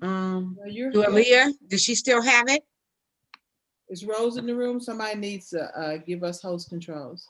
Verlene, you have host controls right now. Oh, can't give her host okay. Somebody else has. So if you can give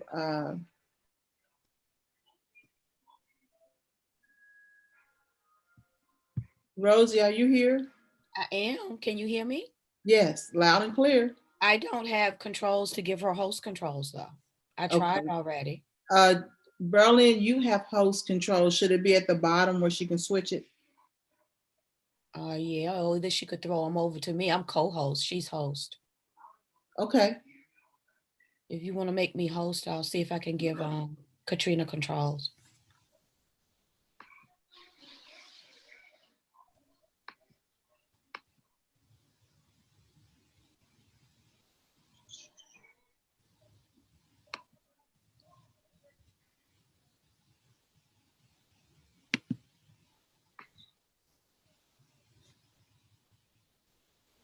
All right. There you go. There you go.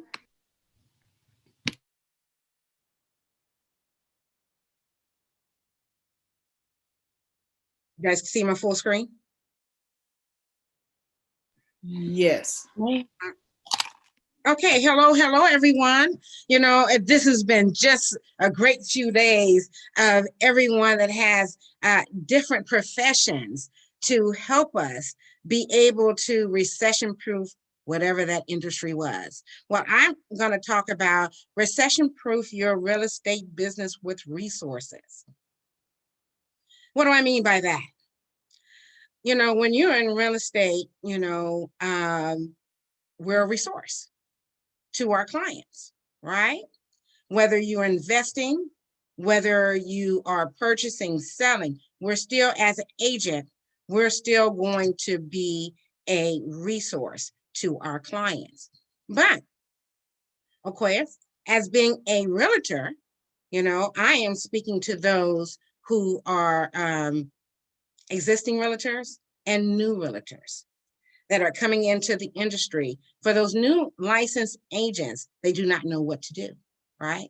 For those existing agents, what is it that you're looking to do to reinvent yourself, especially with COVID? Everybody's been talking about COVID. COVID has had effect on everyone, including all of our businesses, right? How has your business have been affected? But it's not to say, just like Coach says, is that everybody's still out here looking to purchase, they're looking to sell, because there are different situations out here. A lot of times people say, well, the market, what about the market? There's nothing going on with the real estate market at this particular point. As a matter of fact, it's booming. This is a great time for new agents to be able to come into the industry. And for those existing realtors, I'm going to talk a little bit more of that in my later of the presentation, about this is your time. If you want to reinvent yourself as a realtor, this is a great time for it. Because of the fact is that we are still shortage of homes. People are still moving. People are still downsizing, upsizing.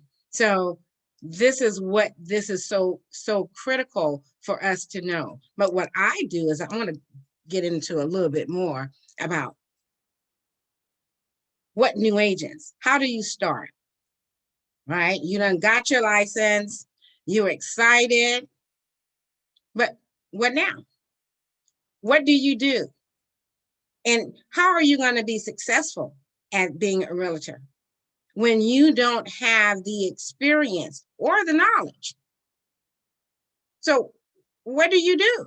That's what my first says. I got my license. Where do I go? I know that when I came into the real estate industry, nobody didn't tell me anything, right? And I thought that I got my my license and it's going to be all good. But what someone didn't tell me as I got into the industry was that my degree and all my background experience, I could have sat for my broker's license.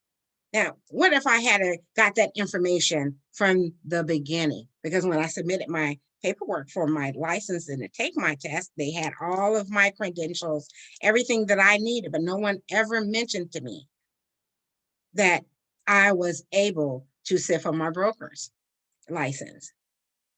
So this is why it's important to have the knowledge of what resources are out there, or if you're getting the correct information so that you can make an informed decision off of what you're going to receive. Okay, so it says, now you're a realtor, your thoughts are, well, how much will I be able to make in this industry? A lot of times people come into the industry for the wrong reasons. And you think that you're going to make a lot of money. It's going to be easy. You don't have to do anything, but that's not the truth. Do you know that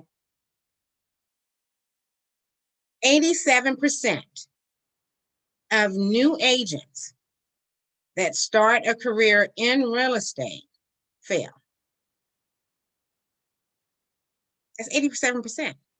If this is supposed to be so attracting, why is it that 87% of people that are realtors are failing? And that is because they haven't recession-proof their business with resources. How to navigate through this industry, okay? Next one is that how much is it going to cost me? Well, my question to you is, how much did it cost you to get prepared? Right?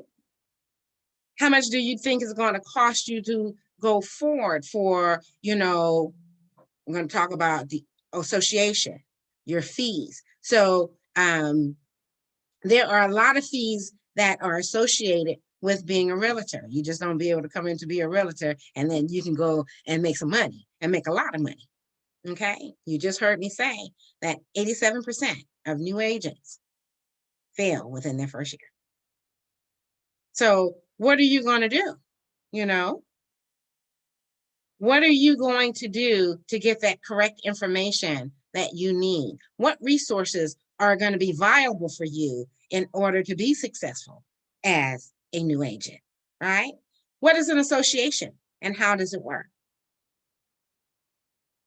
Okay, there are two associations that you have to be a part of in order for you to become a realtor. Do you know what they are? Okay, one of them is the National Association of Realtors. Everyone has to become a part of this association. Then you also have to become a part of your local association, right? So my next question is that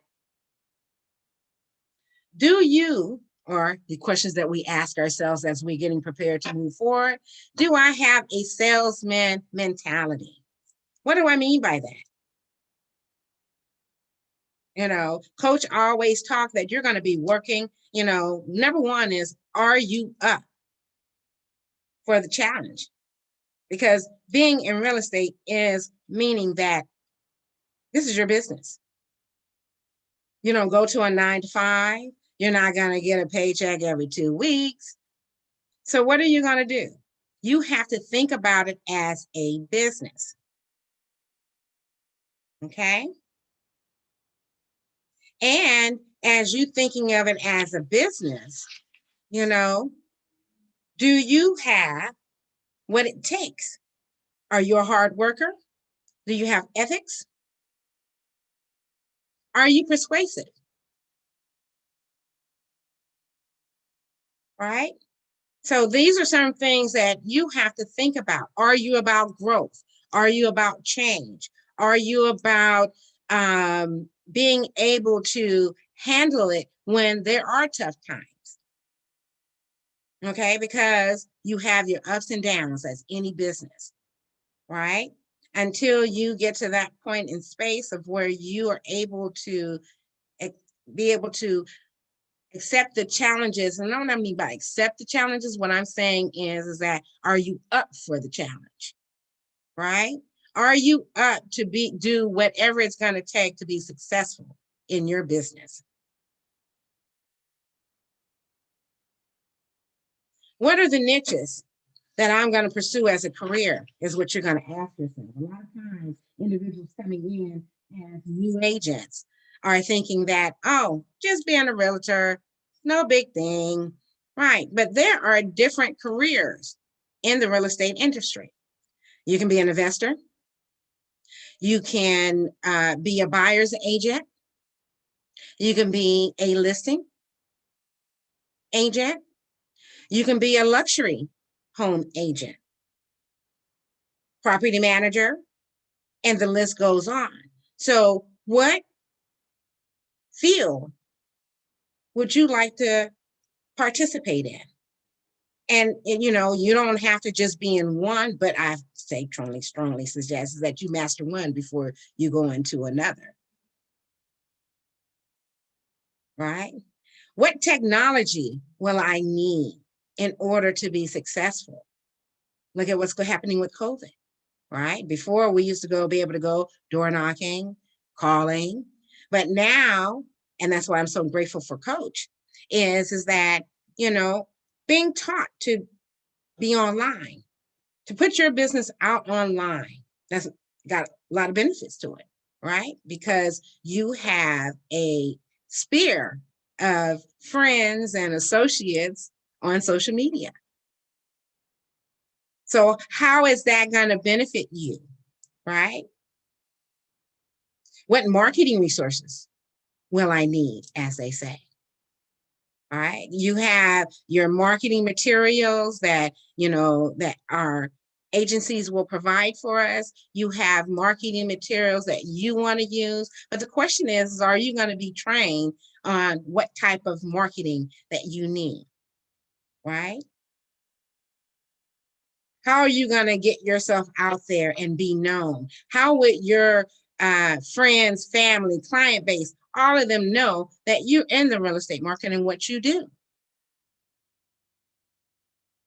So it's important that you get all of the resources that you need and you know them up front. And in order to do so, you need someone that does have the experience that can tell you what you need in order to be successful in this industry.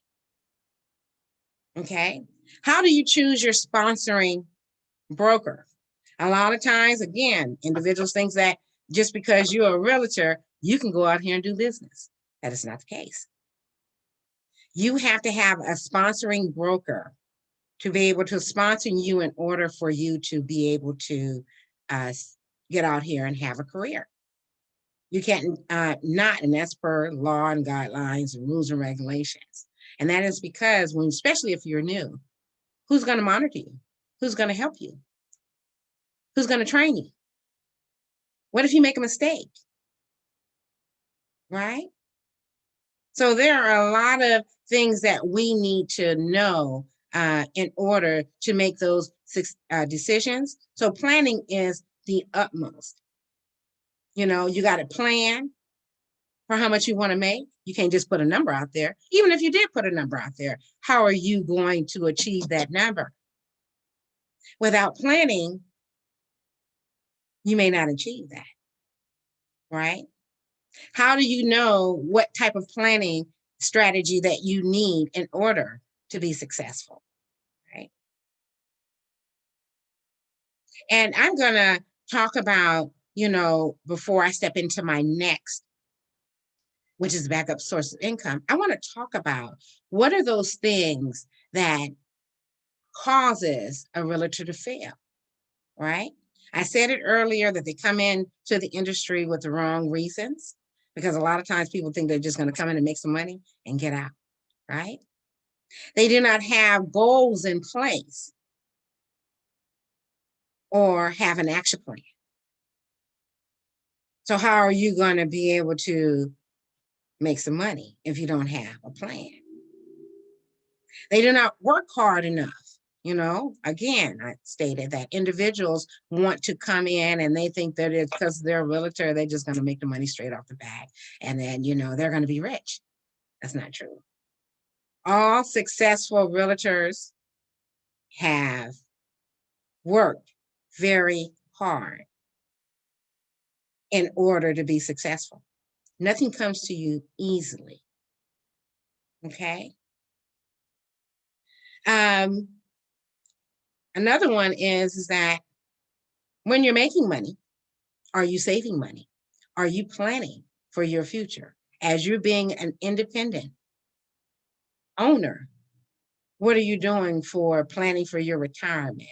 Aaliyah, our previous speaker, was just talking about that. What are you doing for planning for your retirement? Planning for a hard day, hard time when the market is really rough, like 2008 when the market crashed. Okay, COVID is a different thing. So there are hundreds of thousands of people who are unemployed and that are looking for jobs. So where do you stand, right? So also, you know, are you selling as a part-time? It's okay when you're first starting, you know, because I do recommend that you start in as part-time, because we're going to go into the next phase as, you know, having a backup source of income.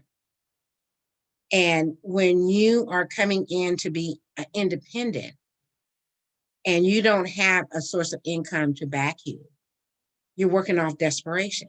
How are you going to pay your rent? How are you going to pay your mortgage? How are you going to pay your utility, your bills, all of those obligations that you already have?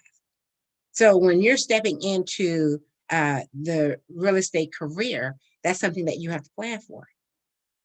You're going to plan for, well, where is my source of income going to come until I am able to garner a sustainable income of what I'm searching for, right? Lead generation. How are you going to acquire your clients? Do you have the proper lead generation to help you be able to market our vast communities? You know, how are you going to market your business? This is what I love about Coach Danielle. She is teaching us how to market our business online. So what are you going to do? How are you going to, market your business? What do you think that is going to be easy? It's very difficult. It is not as easy as we think it is. I've been saying that throughout. Started the presentation. It is not easy at all, but it's by determination and what it is that you want. You heard me earlier say that a lot of people come into the real estate for the wrong reasons. What is your reason? What is your passion? My passion is to help individuals be able to make those informed decisions, and you have the right resources in order to do that.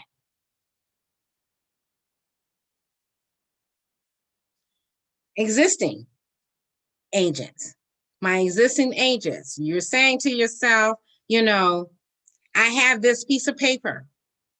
What am I going to do with it? It has not benefited me in the past, but you have a passion for it. Okay. Well, I always say, and just like Coach Danielle said, you got an opportunity to be able to change your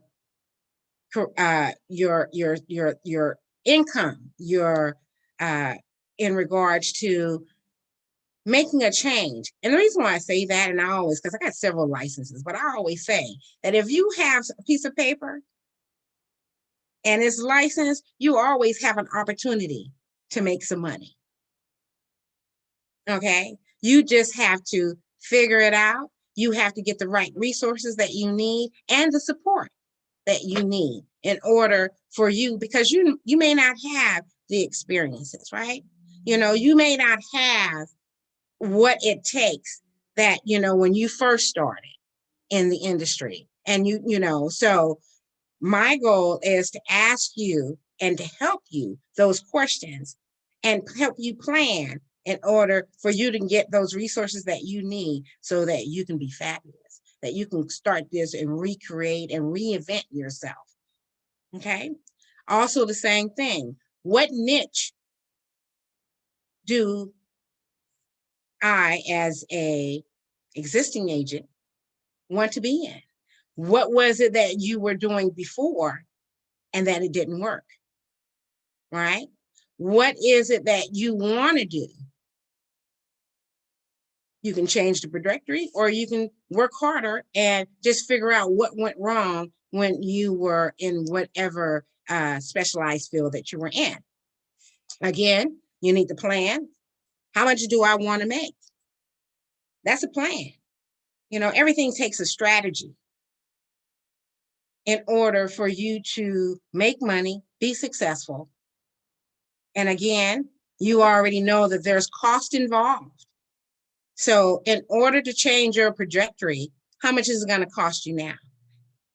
Those are the questions that you want to ask. How much is it going to cost me now?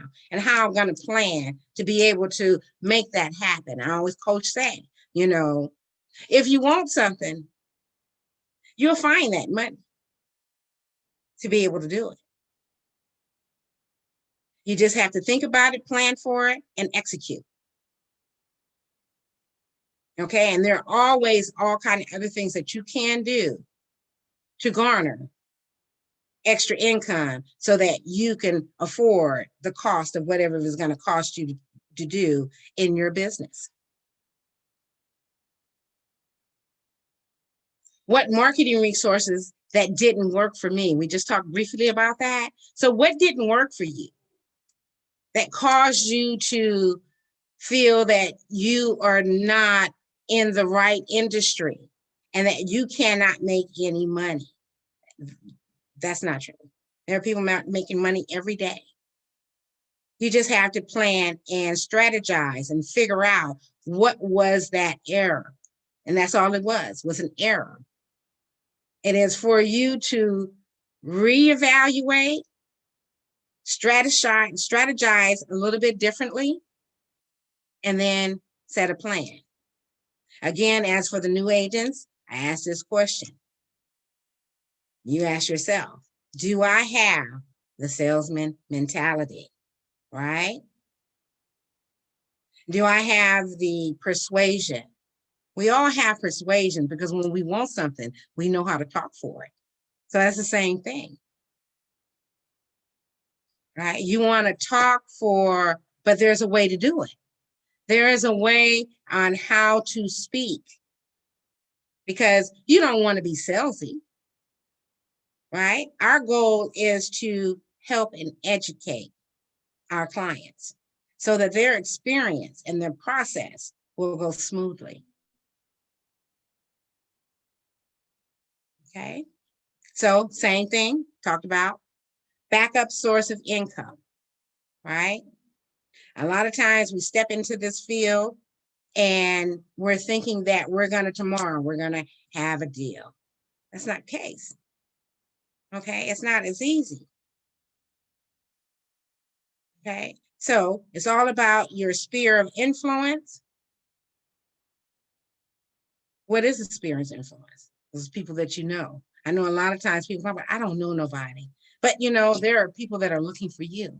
But how do they know that you're doing what you do if you're not speaking up, saying what you're doing, right? So we talk about all of those things of what is going to help you be successful in your reinvention of your real estate career.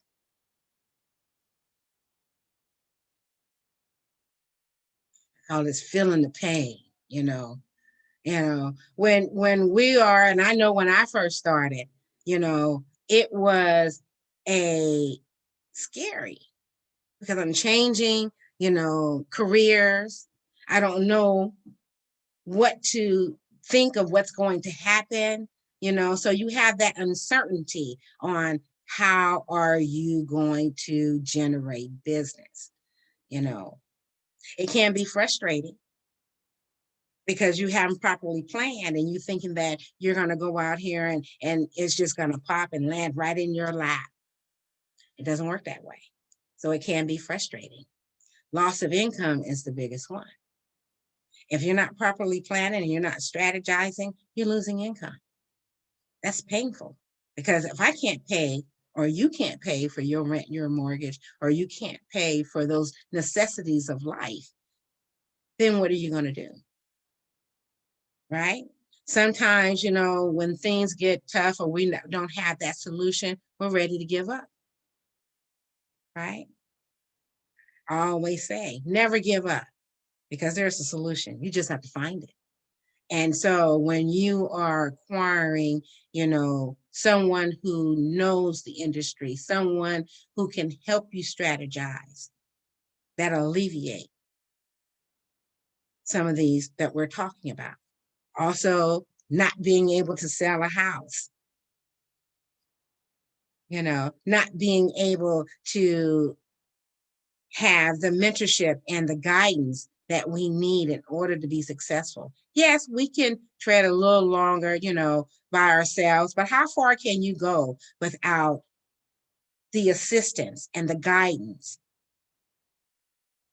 of someone that has more experience, that is familiar with the processes of what it is to be a realtor? Same thing for those who are wanting to reinvent themselves. Basically, I say that you're still almost like a new realtor. You're just reinventing yourself. You're just coming back and trying it again. Okay. And then the last one is no skill set. What skills do you have in order to be able to be successful right? You don't know first thing first in regards to the process. You don't know, what it takes in regards to how to go out here and, pursue individuals so that you can make and have a source of income. So you are in the need of acquiring skill set. So you have the skills that you need in order to be successful.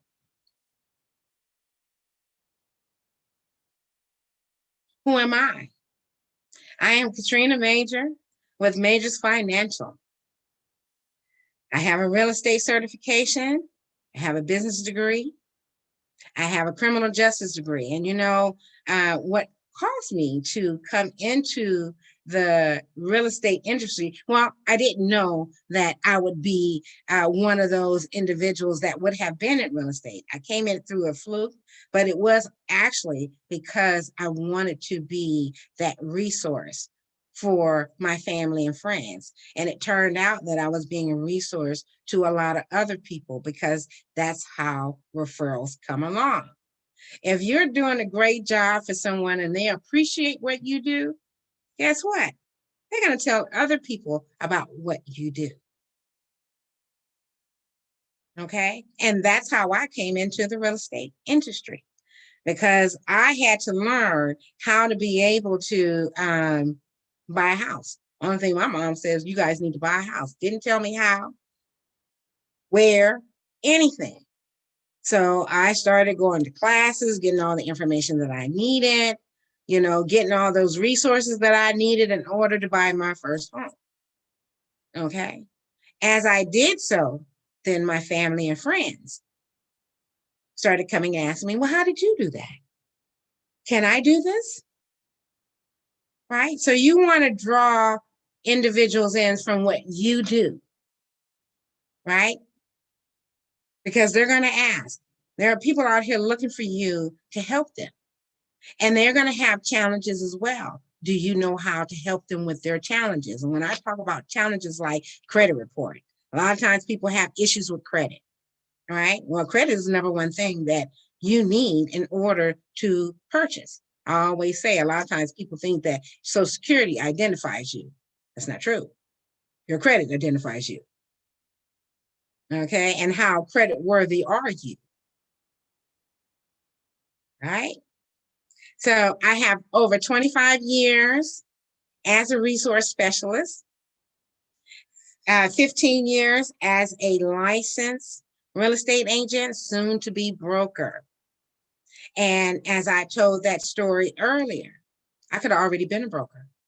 I could have been already helping more people that I want to help, right?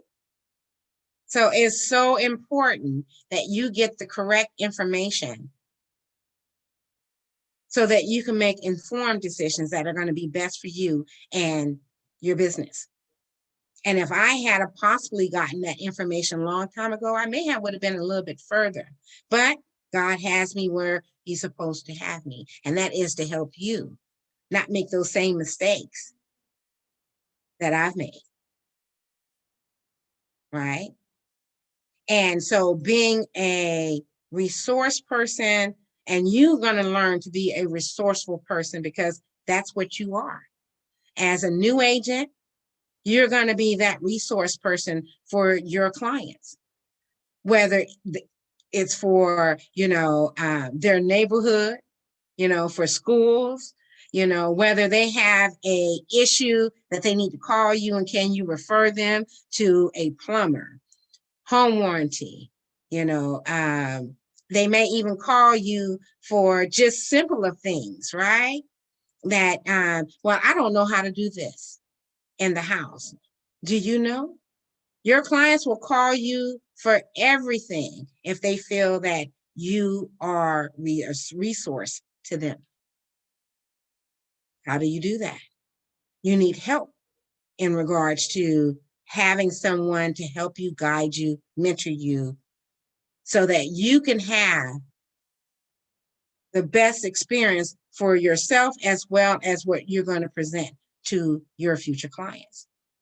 For our existings, we already know that, hey, same thing applies. You're just coming back in and you're going to try it a little bit differently. You're going to look at what didn't work for you and what's going to work. And then as you look at being that resource and using some of the resources that I have available for you, then you will be able to move forward and feel more confident in what you do. I also have 6 years of HUD compliance experience, 6 years of financial services experience, 13 years of insurance background, licensed insurance agent. So I can, appreciate what the previous speaker had stated, okay? Because we all go through things. Same thing as being a new realtor and existing. You want to recession-proof your business so that you'll always have a source of income coming in. And if not, you know how to use your resources in order to garner the income that you are wanting to generate. I also want to say thank you to Coach Danielle Winningham. I am part co-host to the BYOB show, but she's teaching us how to come out here and to garner a business online, right? I'm also a notary, loan doc signer. So I have a lot of experience so that I can help you with resources. The biggest one that I felt when I really started wanting to be that resource person was getting my criminal justice degree. Because of the fact is that we, especially us as African Americans, do we always get the correct information? No, we don't. And when you do get that sort of information and it's the wrong information, it can take you down a road that you may not be able to recover from. So that was one of the things that I wanted to make sure of, was that I have that information and I have that resource information for my clients. And if I don't know, I'll find out. And that's where another thing is having a community of resources, so that if you are in need, your community can step in. Because here in our community, we've had several ladies talking about their businesses in different industries. So we have a great resource.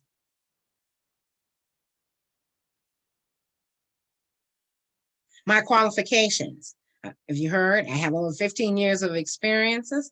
I'm a mentor, coaching, I'm a trainer. So combined with that, I can teach you how to be able to restructure yourself, build your business, and have the resources that you need in order for you to be prosperous in your real estate career. Lives I have changed. I have mentored many clients in the process of understanding and planning each phase of the real estate process. There go some processes that we have to deal with. Contracts. How do you negotiate a contract? How do you write up a contract? When we are starting off with our agencies, they may be limited in regards to what they're providing, or they may not provide you any kind of resources, just give you your material and say, have at it. So that's why it's so important that you choose the right agency for you, because of the fact is that each agency offers different opportunities, right? Which opportunity is going to be garnered with what you are looking for, okay? Inspections. What are inspections? Do you know? Inspections, and there are several types of different inspections that are needed when you're in the process, right? Negotiation, we just talked about that. How are you going to negotiate so that your client offer will be accepted, right? And it determines on what's out here, what's the market, what's the trend that's going on. So you can be able to give your client the best advice in regards to the negotiation process. Listing presentations, how are you going to present? How are you going to give that information to that individual who wants to list their homes? And you may be competing with other agents. How are you going to work at being the one that they choose? You have to have a strategy for that as well. Same thing with buyer's presentation, right? You, not just anybody's going to work with you, right? Why would I work with you? So there are areas and strategies on why and what to say to this individual that will make them feel comfortable, because they're interviewing you too. And you should be interviewing them too. Not always a client is a great client. So we talk about those things in our recession proof with resources, right? Excellent. Escrow. What is escrow? You know? So these, we're going to talk about terminologies. You've heard about them when you first came in and took your test, but a lot of times when you take your test, taking your test doesn't have anything to do with the real world and to get you going, right?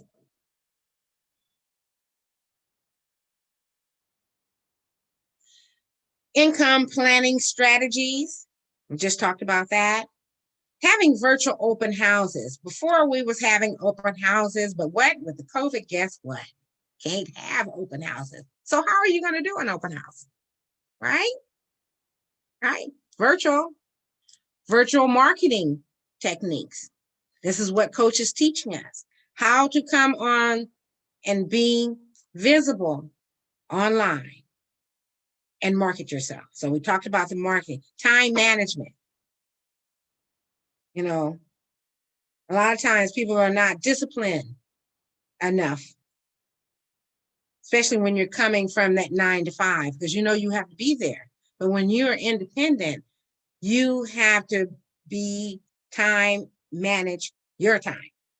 Okay. How about policies and procedures? Are you familiar with policies and procedures and how they work? Benefits of networking. We're networking right now, right? I'm talking to you, I'm networking. So, but what strategies are you going to use, and what organizations would be best suited for you as a new agent or even existing agent? There are a lot of networking events out here that, you know, are great to help you promote your business. That's what networking is about, right? You want to network so people will know what you do and that you're great at what you do and you can help them, right? So these are resources that we'll be talking about. How can I change your life? Start today and let me help you with planning your real estate career, growing your revenue, increasing your knowledge base so that you can be a confident realtor. Confidence is the key to everything. If you're confident about what you do, your clients will be confident in you. If you choose not to work with me, what will happen? Well, you're going to keep on spinning your wheels. And in spinning your wheels, you're going to get frustrated. We talked before. You're going to, you know, can be depressing, because if you're not making any money, that can be depressing, right? You can continue to work harder and not smarter. Why not work smarter and not harder? Right? So if you're getting all this information in regards to how to recession-proof your business as a realtor, you're not going to work harder. You're going to be working smarter. Of course, we talked about it several times, loss of income. Are you willing to continue to lose money? Or as a new agent, you want to lose any money? We're here to make a profit. We're going into 2021. It is to plan for profit, right?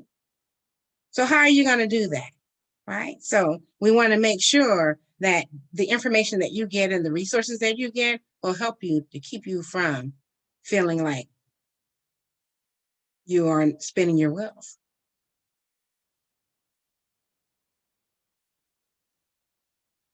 Choosing to work with me, you will be successful. You know, we all love being successful. We all like making money, right? So, and that's what you're in business for. You're in business to make money. You're not in business to pour your money into it, and it does not benefit you in the long run. We'll talk about that. You want to be profitable. And we're talking about extremely profitable. Whereas, do you know that in real estate, you can create a legacy for yourself? You can create a legacy for your family. You can, work from anywhere and, put your business in automation mode so that you don't always have to be out here hustling, grinding. But how are you going to do that? Right? We are in business to be profitable. So then, you will be confident, just talked about that, and knowing that you have the right tools and resources to have a successful career. And no one says that, you're not going to have, again, your ups and downs. But if you work hard at it, you will be successful. You will be making some money. And we're not talking about just a few dollars. Okay?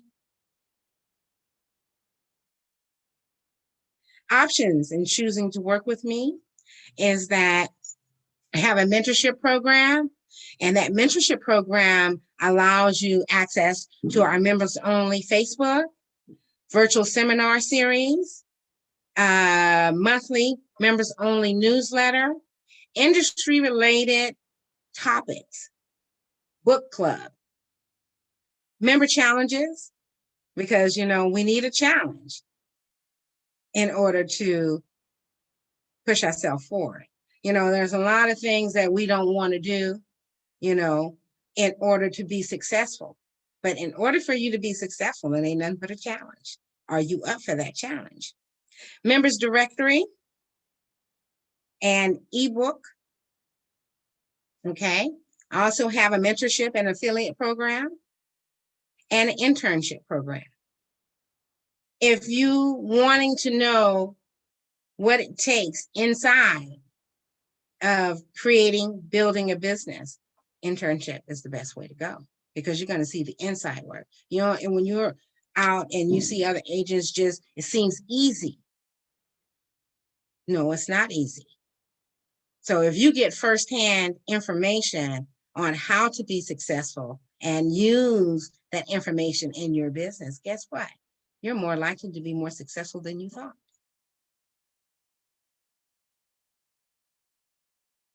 Okay. So my mission and my passion is to help my clients be able to get those resources that they probably never would have knew that are out there for them to be successful, so that you can have a successful career and being, I always say, fabulous. Right? How to connect with me. You go to my link, bit.ly/the RECall20. Or you can get with me by emailing me at info@therehomeschool.com. Ladies, that is my presentation, and I hope that you enjoyed it. Any questions? You do have a question in the chat from Pamela Banks. She says, Katrina, who do you work for now? I work for myself now, and I work for a company called Villa, but my business name is Majors Financial, and they are a subsidiary up under my company, but I'm with Villa Homes because I haven't got, when they heard me talk about earlier, I haven't got my broker's license. So I have to hold my license under a sponsoring broker. Okay. Are there any other questions from the attendees? Because that's the only question I see in the chat so far. I'm gonna stop sharing. Well, Katrina. Yes. I want 10 homes. I want 10 houses. Can you You know what? And I want you to have 10 homes too. Can you hook a sister up?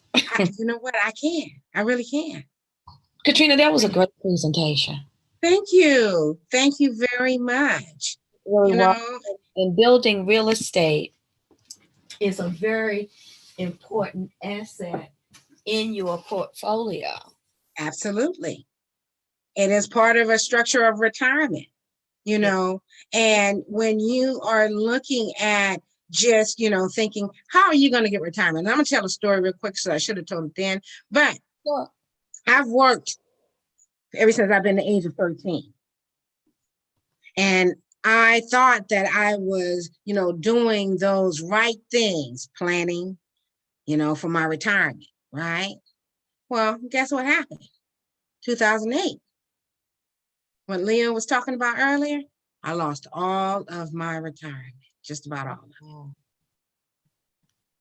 it. Okay. Now I could have just, you know, fell out, you know, the real estate market bottom out, you know, where I'm going to get my money, right? And this is where Coach Danielle Winningham came into play, because I was looking and I didn't know how I was going to do this, right? I got a mortgage to pay. I got kids. My daughter was, you know, at that time graduating, getting ready to graduate from high school, getting ready to go to college. I'm going to make this happen. I'm just making a whole bunch of money, right? Well, I already knew that concept that I needed to, you know, have my own, because I've always had a non-traditional job on top of my job, right? And I, you know, I don't want to work for nobody. So why not just go ahead and start doing it for myself? But of course, when I talked about that source of income, I couldn't do just anything, right? Because the market has just fallen out. So what am I going to do to help me build my retirement again, to help me to continue to be able to live comfortably that I'm used to living, right? And Danielle Willingham, Coach, thank you. Because of the fact is that she helped me get through a lot of things that we as women go through. Right. And so being that resource person, like I said, if I don't know, I'll find out. But my community is large enough that I got enough people in it that can help you for anything. Very good. Pam put a note in the chat to say, good, Katrina. She says, let's talk. We're in this community and can network together. She's been a broker since 1995. Oh, sounds good. Sounds wonderful. That's what it's about. It's about networking. Networking so that we can help each other be able to build each other. And this is what I love about this community, because we're helping each other build each other. We're supporting each other, right? So that we can be, I always say, fabulous. You know, Katrina thinks she's fabulous. Stop playing, you know? Stop playing. So, Katrina, we appreciate that presentation. You did a wonderful Thank you. Thank you. I have to kick you out now for the next Okay, speaker. kick me out. I'm ready. Thank you so much. I thought I saw Alicia. Let me bring Miss Alicia Johnson over.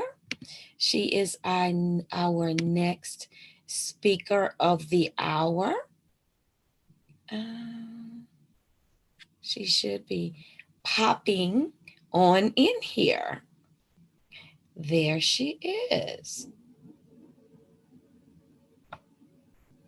Hi, Alicia. How are you?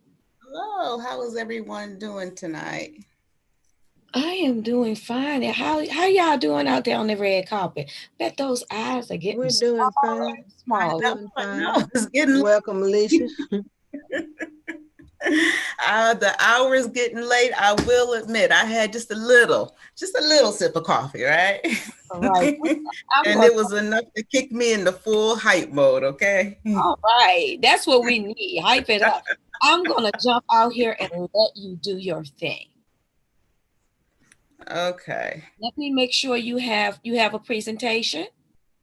I do. I'm looking for my host controls. Yeah, let me make sure you have host controls here.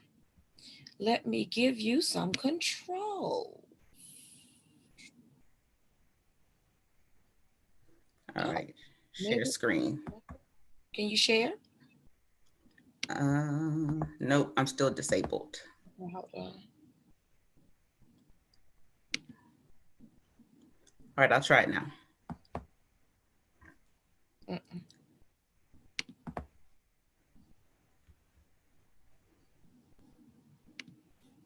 Can you share? No, ma'am. Okay. Hold on for just a second. Katrina, pop back in and give host controls back to me, please.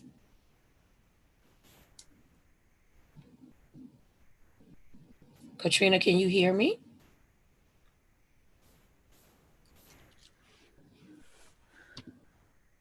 I should be able to take them from her.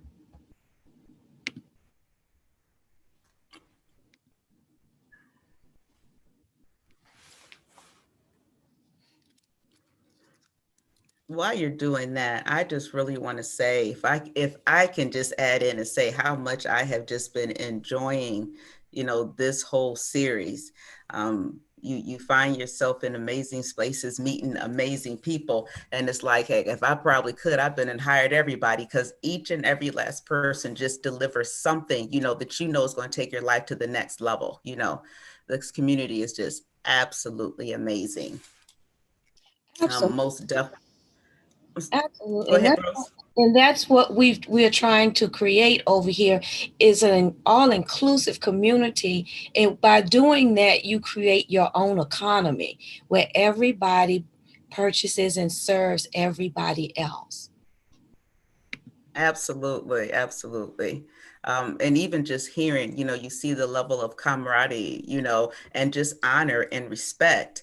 And so, there's different arenas, especially if you come out of a corporate world, you'll see that, women tend to behave very differently, so the level of competition is not there, And so I kind of have been, joking with Chanel saying hashtag new girl, but I swear, nobody has really and truly ever made me feel that way, So just an amazing community, and just looking at the work, that Coach has built, and definitely, grateful for the opportunity.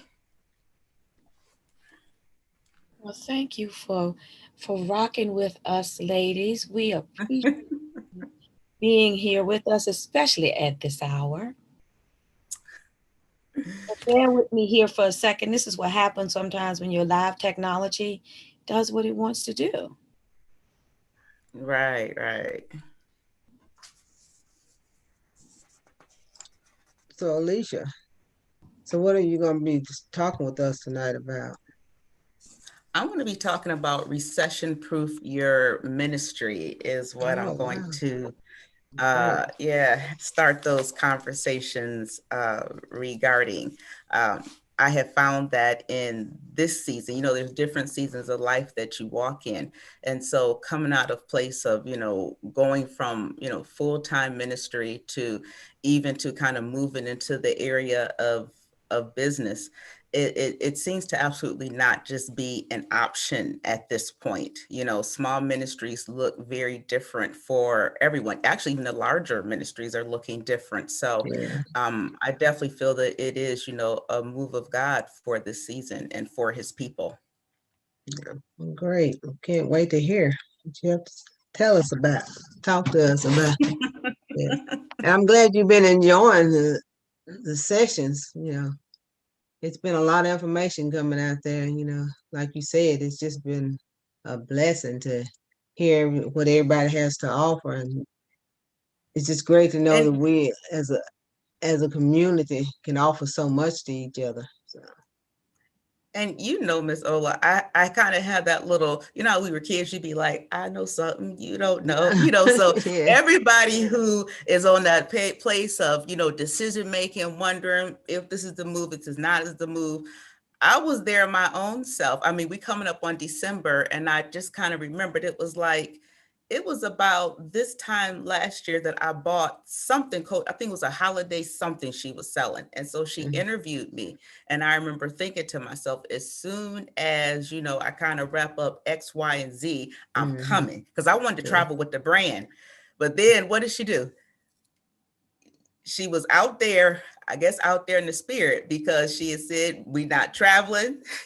And then next thing you know, a few months later, COVID hit and things just changed. So sometimes you kind of walk up and look around when you kind of like know it's a direction that you're supposed to take, but Yeah. it just don't seem like it's happening, or even your reasons for being there, you know, is different than what you think they are, you know, and you just kind of realize it's like, yeah, this is a big part of my purpose, you know. So if somebody is on that other side, you know, even if they was someone who was struggling with, you know, $10 to say, is it worth it? Because I get it. A lot of times we pay for stuff, it don't deliver, you know, but the thing is, I can say, I know something you don't know, baby. It'd be the best $10 you done spent, okay?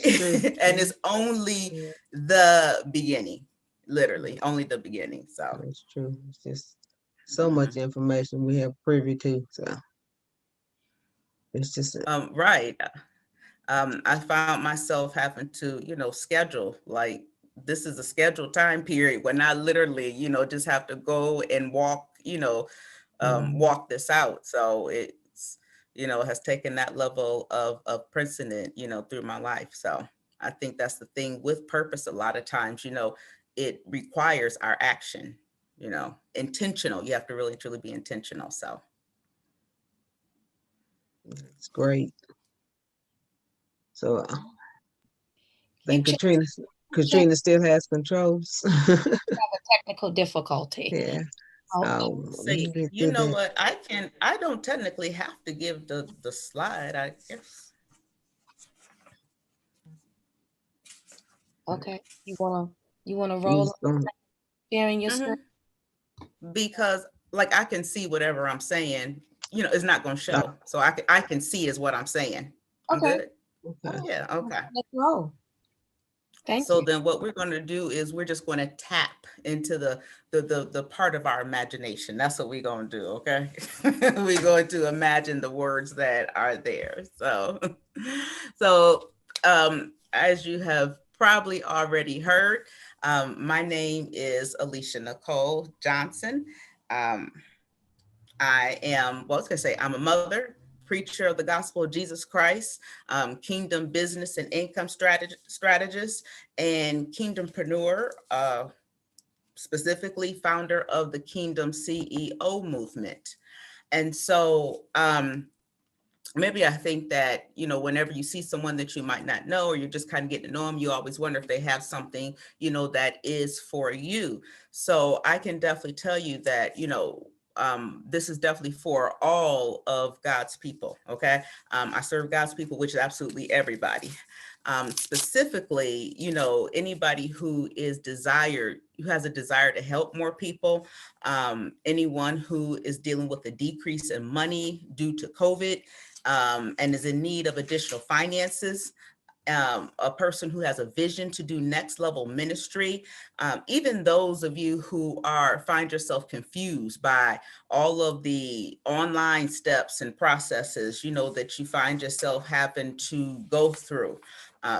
There are times when I know a lot of where a lot of us find ourselves struggling, you know, spending out all of our money, broke, you know, trying to fund the ministry on your own self. That's definitely the person who I'm talking to. And so, you know, let me see. And then also, I think I wanted to say there that a lot of times, you know, that deep down on the inside, there's probably like a lot more that you should be doing in relation to your vision. Okay. But you find yourself sometimes maybe not necessarily having the time because there's always needs of the ministry. You know, the work is plenty, but the labors are few, right? Some of us probably live by that aspect. And then also, you know, the idea of being able to recession-proof your ministry to create additional streams of income from your industry is not anything new. We've watched the giants do it for a long time. We've watched Bishop Jakes do it. We watched Paula White do it. We can just go on and on and on naming people. Miles Monroe, I mean, back in the 60s, 70s, 80s, whatever it is. But what we come to find out is that, especially if your ministry is smaller, you know, when you maybe try to sell your books, tapes, CDs, you know, the money that you've earned thus far, maybe you've only even broke even, you know, or if you didn't broke even, you kind of found yourself, you know, in a hole because you done bought all this equipment and yet in comparison to what you done sold. So, you know, for everybody who's in all those situations, that's really and truly, you know, who I'm speaking to, and definitely, you know, those that, you know, I tend to cater to, or who, comes and looks me up. And so you may be wondering, okay, well, exactly, who is Alicia, and, what does she do? So I can probably tell you what I bring to the table. Let's see. Licensed and ordained elder. I probably have over 20 years of ministry experience. And I mean, I have worked all levels of ministry, all levels. I'm a veteran licensed teacher, educator, national conference speaker, trainer, workshop facilitator, published published author. The hour is late, y'all. And then also I'm an online business owner. My expertise in online business goes all the way back to 2007 when I started my first online business. And I have several degrees. I think it's about 3 of them: business, marketing, sales, etc., lucrative sales career. And, then also we can just put on there a soon to be certified business coach, So, just a wealth of, a wealth of experiences and a wealth of resources and a lot of things, that have really and truly led up in this moment. And so just throughout over the years and in working with clients, I don't know how many hours, of coaching that I've spent coaching and mentoring of God's women literally across the nation. There was a time that I was in full-time ministry, and did tons and tons of travel. And so in that time, I was very heavy, in the realm of spiritual development, personal growth. But then kind of as ministry just began to shift and, God kind of began to enlarge my territory, I then began to encounter people to say that, well, we've been watching you for this many years. We've seen you go from here to there. Exactly how are you doing it? And so, and that kind of really and truly just kind of transcend as you kind of get to know people, build relationships. And, they then kind of begin to say, well, how are you doing this business aspect? And people would always, whenever like I go and speak, they were always asking for my notes, which kind of led to books, just that aspect of, maybe you can say sweat of your brow, right? And so, and just during that time period, I probably just cannot even tell you, how many people that, I've used my gifts and of teaching and ministering, coaching to really and truly just help, definitely hundreds of women in that aspect of discovering their purpose and putting action steps to their God-given visions and taking their business from places of dreams to ideas to incomes, and really now in this season to monetize their ministry. I say all the time, if you're a person who has never caught any of my lives, that this is not necessarily just, something that I chose to do or that I thought would, be a financial gain. It literally and truly is a call and a commission for this season of my life. I completely started this not necessarily, in a place of serving a Christian audience per se. But that's kind of the area that the Lord had moved me to, because he spoke to me and said that, the people of God, they need to know how to, get resources is basically the word that he spoke. And when you begin to look at other sources out there and other people, that you just come into all kind of crazy things. So you find yourself really and truly doing a lot of eating the meat and spitting out the bones. Everything isn't for everybody, but how can I put it? I think that when you find yourself in a position where, you are definitely trying to walk out the will of God, you're not trying to hear, things about crystals and energy and all that, if you have a different type relationship with God. I'll just kind of put it that way. All right. So at any way, that is the commission that God has, given me for this season of my life. And I don't take it any differently than the times, the seasons when I was doing full-time ministry. To me, it's all the same. It's a call and a commission.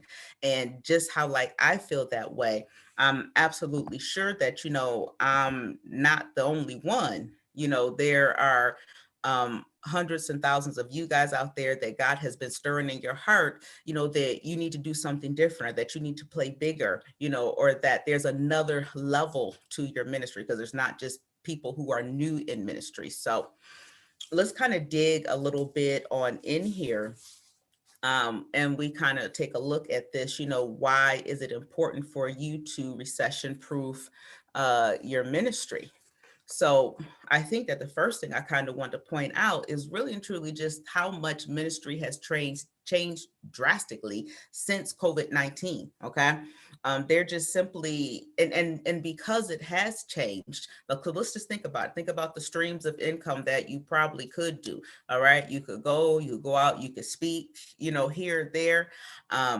It depends on your level, but even if, you were dependent upon an honorarium, then you would also, have the aspect of being able to sell whatever products or services that you have. Okay. So COVID-19 showed up and all of that started looking ridiculously different. And we're not even talking about just speaking at ministries. We're also talking about conferences. We're also talking about workshops, and these things are very different. I think sometimes we get stuck in that place of not being able to distinguish between doing the Lord's work and actually coming into a place of understanding that God has put something in you to sustain you.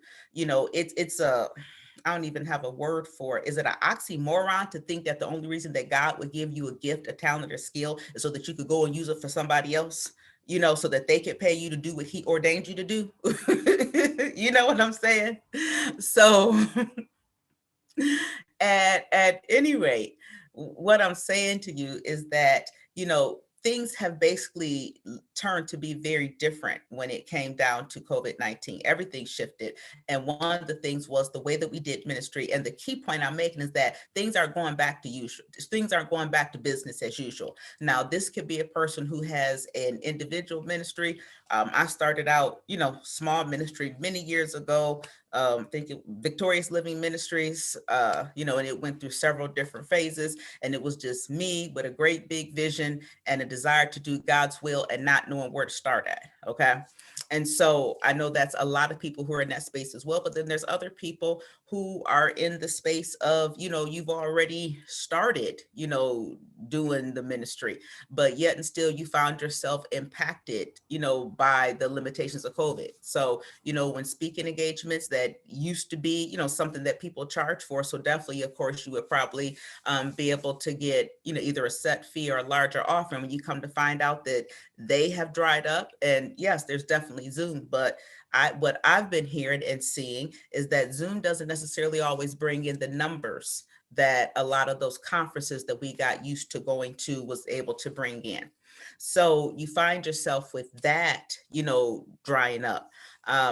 And then on top of that, that kind of seems to put you in a place, because the local church is a little bit stressed, that you can't necessarily rely on the local church to support your ministry. Okay. It's not like, you want to do an event or you want to go somewhere and the church can just give you X amount of dollars. All right. So these are all reasons why, you need to recession proof your ministry. You also could find out that well, this is just kind of how I see it, as a broke ministry is not a blessed ministry. All right. I believe that as people of God, that, if we're going to produce fruit, the fruit that we produce should look like our Father. Okay. And there's nothing in that word, that is saying to us that, we should not be prosperous. Okay. Ultimately, I think that people have kind of resulted, a lot of women and men in ministry have resulted to maybe just saying, okay, I'm going to go live. And, and you see all kinds of interesting things out there with people going live. I mean, they be in full ministry grove, just preaching down to the live stream. And that's absolutely wonderful to spread the gospel. But at the end of the day, when you cut that button off, the lights still have to be paid at the church. Okay. You get all kind of amens, even if it's your personal ministry where you might not have all that overhead, you're going to want to do stuff, with the ministry. You're going to want to meet more people. You're going to put on you want to host activities, and what you might get is a lot of amens during that season, but during that time period when you're online. But I'm gonna have to tell you, amens don't buy. Okay. you need to be able to generate some level of, of income. So all those things are reasons why it's important for you to recession-proof your ministry. And then ultimately, I mean, I don't think I know that there is a person, even people who do not necessarily have a call to ministry, just as, believers, there's always that desire for us to have the greater impact, okay? But if a person, if you are in ministry, then you're going to have that greater impact. You're going to want to reach more people. That's just not coming with a simple live stream. There's systems you're going to have to set up. There's tools you're going to need to have. And with that greater impact, you want to have a greater influence. So then that comes your products and services that you need to create using that very gift or that knowledge that God has already given you, that wisdom that you've laid out on the floor and snotted and cried and gotten from the Lord. One word that he can speak to someone's life could literally set a generation free, could transform 1,000 lives with just one word, And so with that, the thing is that you have to be able to take that and put legs to it and package it into a way that people are able to obtain it. And so all these are reasons why, you would want to make the move to recession-proof your ministry. And so there's something else that really, truly I had been encountering. And besides just the time period, that I spend in the business, I try to make a round of making sure that I have a lot of cultivated relationships with women in ministry, women who want to be in ministry, etc. And out of that, there seems to be a common thread amongst women in ministry. And a lot of times they're frustrated in their call. Now, there's several reasons, several reasons, good old boys, etc. But beyond that, I think that there's a couple things that particularly that are going to speak to us tonight.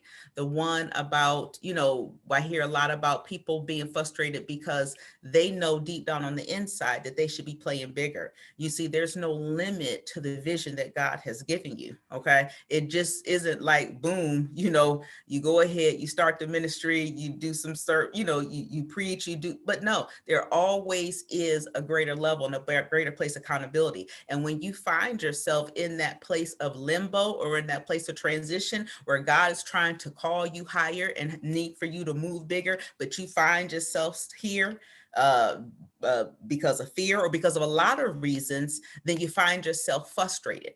Okay, because you're not playing full out.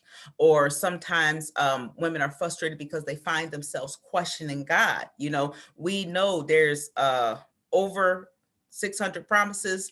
It's probably more than that in the book, in the Bible, but yet and still, when you do not see the evidence of God's promises, the word, all right? You can quote the word, then said the word, then prayed the word, everybody. As a matter of fact, the people who you done spoke the word to, you done prophesied everything that God gonna do for them, they have it, but yet still you don't see it in your life. That's frustrating. And that leads you to a place of questioning God, saying, God, did I zig and you zag? Is this really it? And when you at a place of doubt, you find yourself being unstable, double-minded, I think is what the Bible said.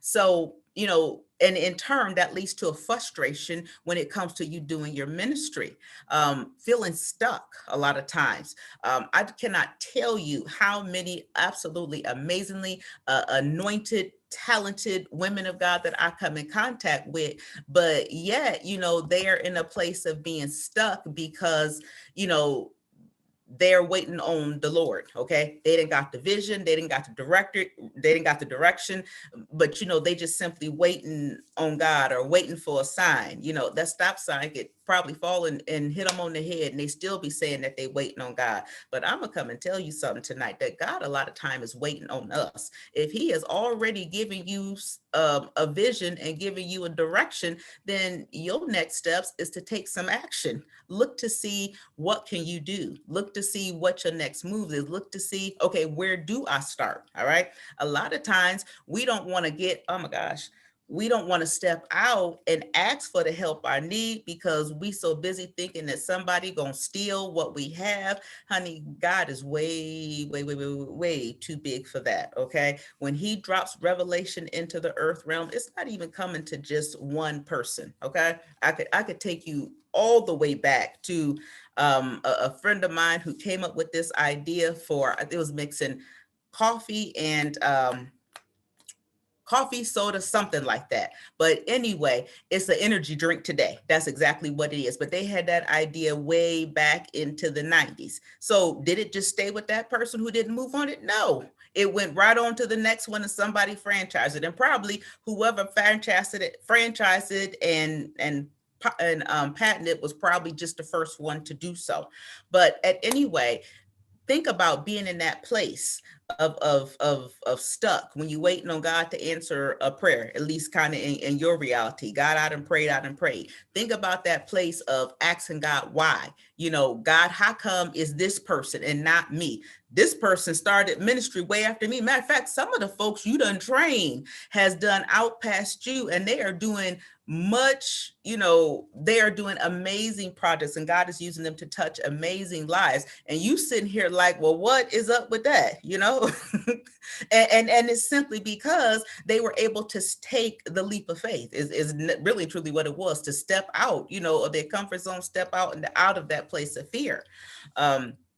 Women tend to find themselves in a place where, you know, they're stressed. You know, a lot of times for those of us who actually have ministries and, you know, but you necessarily need some additional help so that you can actually run the ministry and you can carry out the business side of ministry. So then that leads into a constant place of stress. Or for those of us who are aware of and operating in your online ministry platform, then, you know, you trying to grow your audience, and, you need to grow the audience. No, you need to build the email list. No, you need to develop ministry products for extra income. You need to be able to establish online relationships, because like I said, business is not going back to business as usual. Even if it was per se a whole church congregation that was now following you on virtually, you need to know how to reach them and keep that connection going on. But, you know, you find your place, but you find yourself, you know, for one, when you go to seek out the help, it's absolutely confusing. You know, what in the world is a sales funnel? That's not what you're looking for. You just want to make sure that your people are okay, you know? And so, but you find all this stuff coming at you. So it really and truly does lead to places of frustration. And I could probably go on and on and on, because like I said, I found myself there. I was the person who sat there and cried and prayed saying, God, when. I found the person who lost, I don't know how much. I mean, I'm sewing, up probably sometimes up to half of my check. I used to work in sales and we would get bonuses, and it was very lucrative to be able to get all those bonuses. And I'm putting in, you know, sometimes over half my check, because the apostle I was sitting under, he was like, you need to sow to the level of money you wanted to earn. So I was like, cool. If I made my bonuses, if I didn't, that it was going in there. But then on the other end, you know, to the next Sunday or say another season of life, have to have someone take up an offering for you. I fully understand. I did ministry all over the world. Matter of fact, I even served as a position of an armor bearer. So I helped the leaders do ministry. That was money, honey. It was money. And so if you are not at a place where your ministry is able to sustain itself, or if you're in the season of life where God is using you to sow into other people, you're going to find yourself frustrated. You're going to find yourself wondering, where is God in all this? You'll find yourself irritated where you don't need to be about those little itty bitty honorariums. Okay. Not everybody, but you know how your cousins can do. All right. They can pack a house out and, you know, you might have something to get you a Happy Meal. All right. It is. And then, you know, you can also find yourself just absolutely tired and frustrated. And at that place of, you know, you given all your knowledge, your wisdom, your revelation that you just spent hours and hours learning, studying, Bible study, you know, folks out kicking it. I was a single mom for many years. So, you know, I guess they was out having family time with their husbands, and I'm somewhere fasting and hearing from God. Okay. And so God has given me revelation, but yet and still that revelation was not prosperous to me.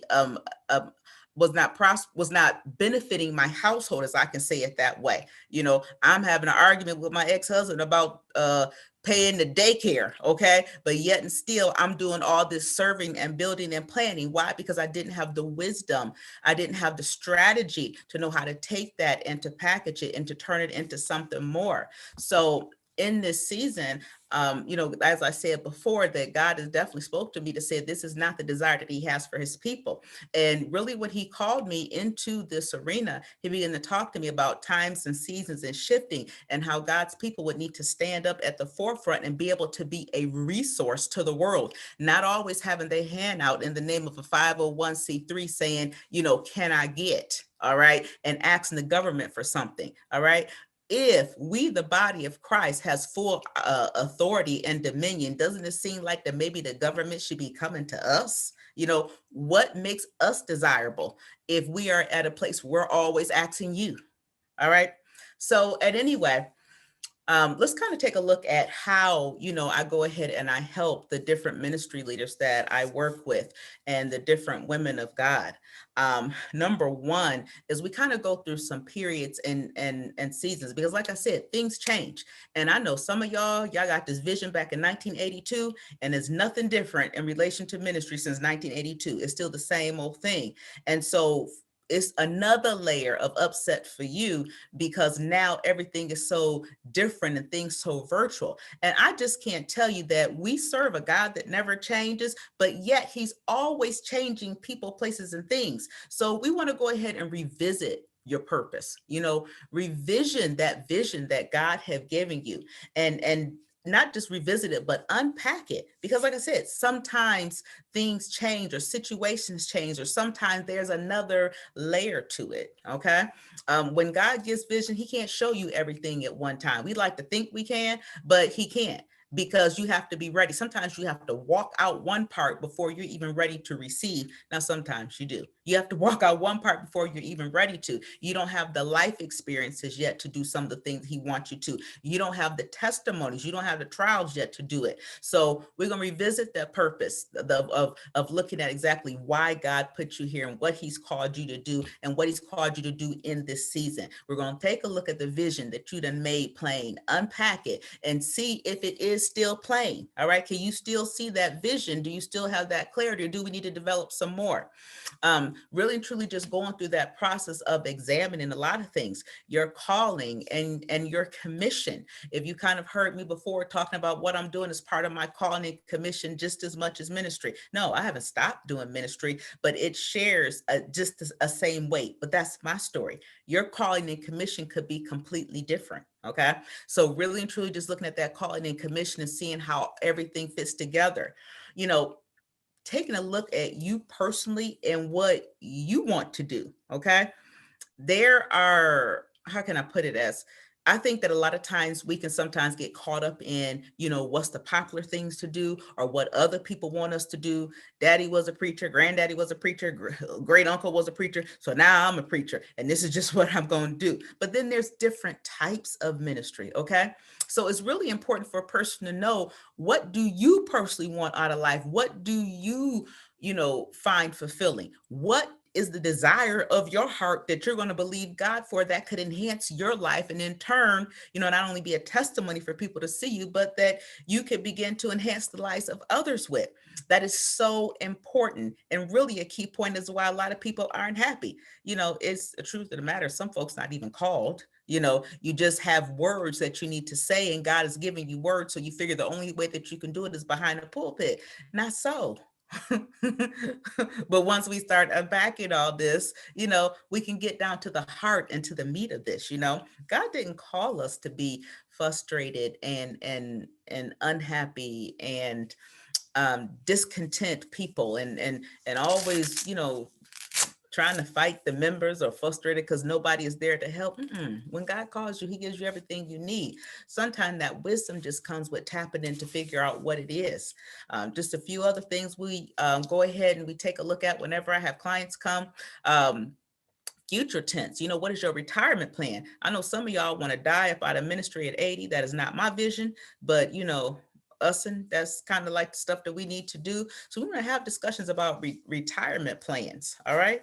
That'll be, and then also, you know, money talk, personal and ministry. You know, how much money do you need personally to be able to sustain yourself and your family? So it's not always a question. You don't have to juggle between, you know, trying to meet the budget of some kind of event, or, you know, pay a mortgage on the building if you actually have one, versus, you know, actually making sure the kids can play soccer, or, you know, your bills is paid. I've seen way too many ministry leaders finding themselves in forced foreclosure because they feel they can't let, you know, a ministry go down. That shouldn't even be your burden, and it shouldn't be the people's burden if you have people that are underneath you, especially not when God has given you the resources, which kind of looks to the other part. We'll look at your existing teaching, your books, your products, you know, and look at all that, how those things can be repurposed, you know, for potential income streams. You probably have 1,000,001 teachings. With 21 years of experience, I can't even tell you how much I have. It's like literally I'm having to hire people in order to get all this stuff,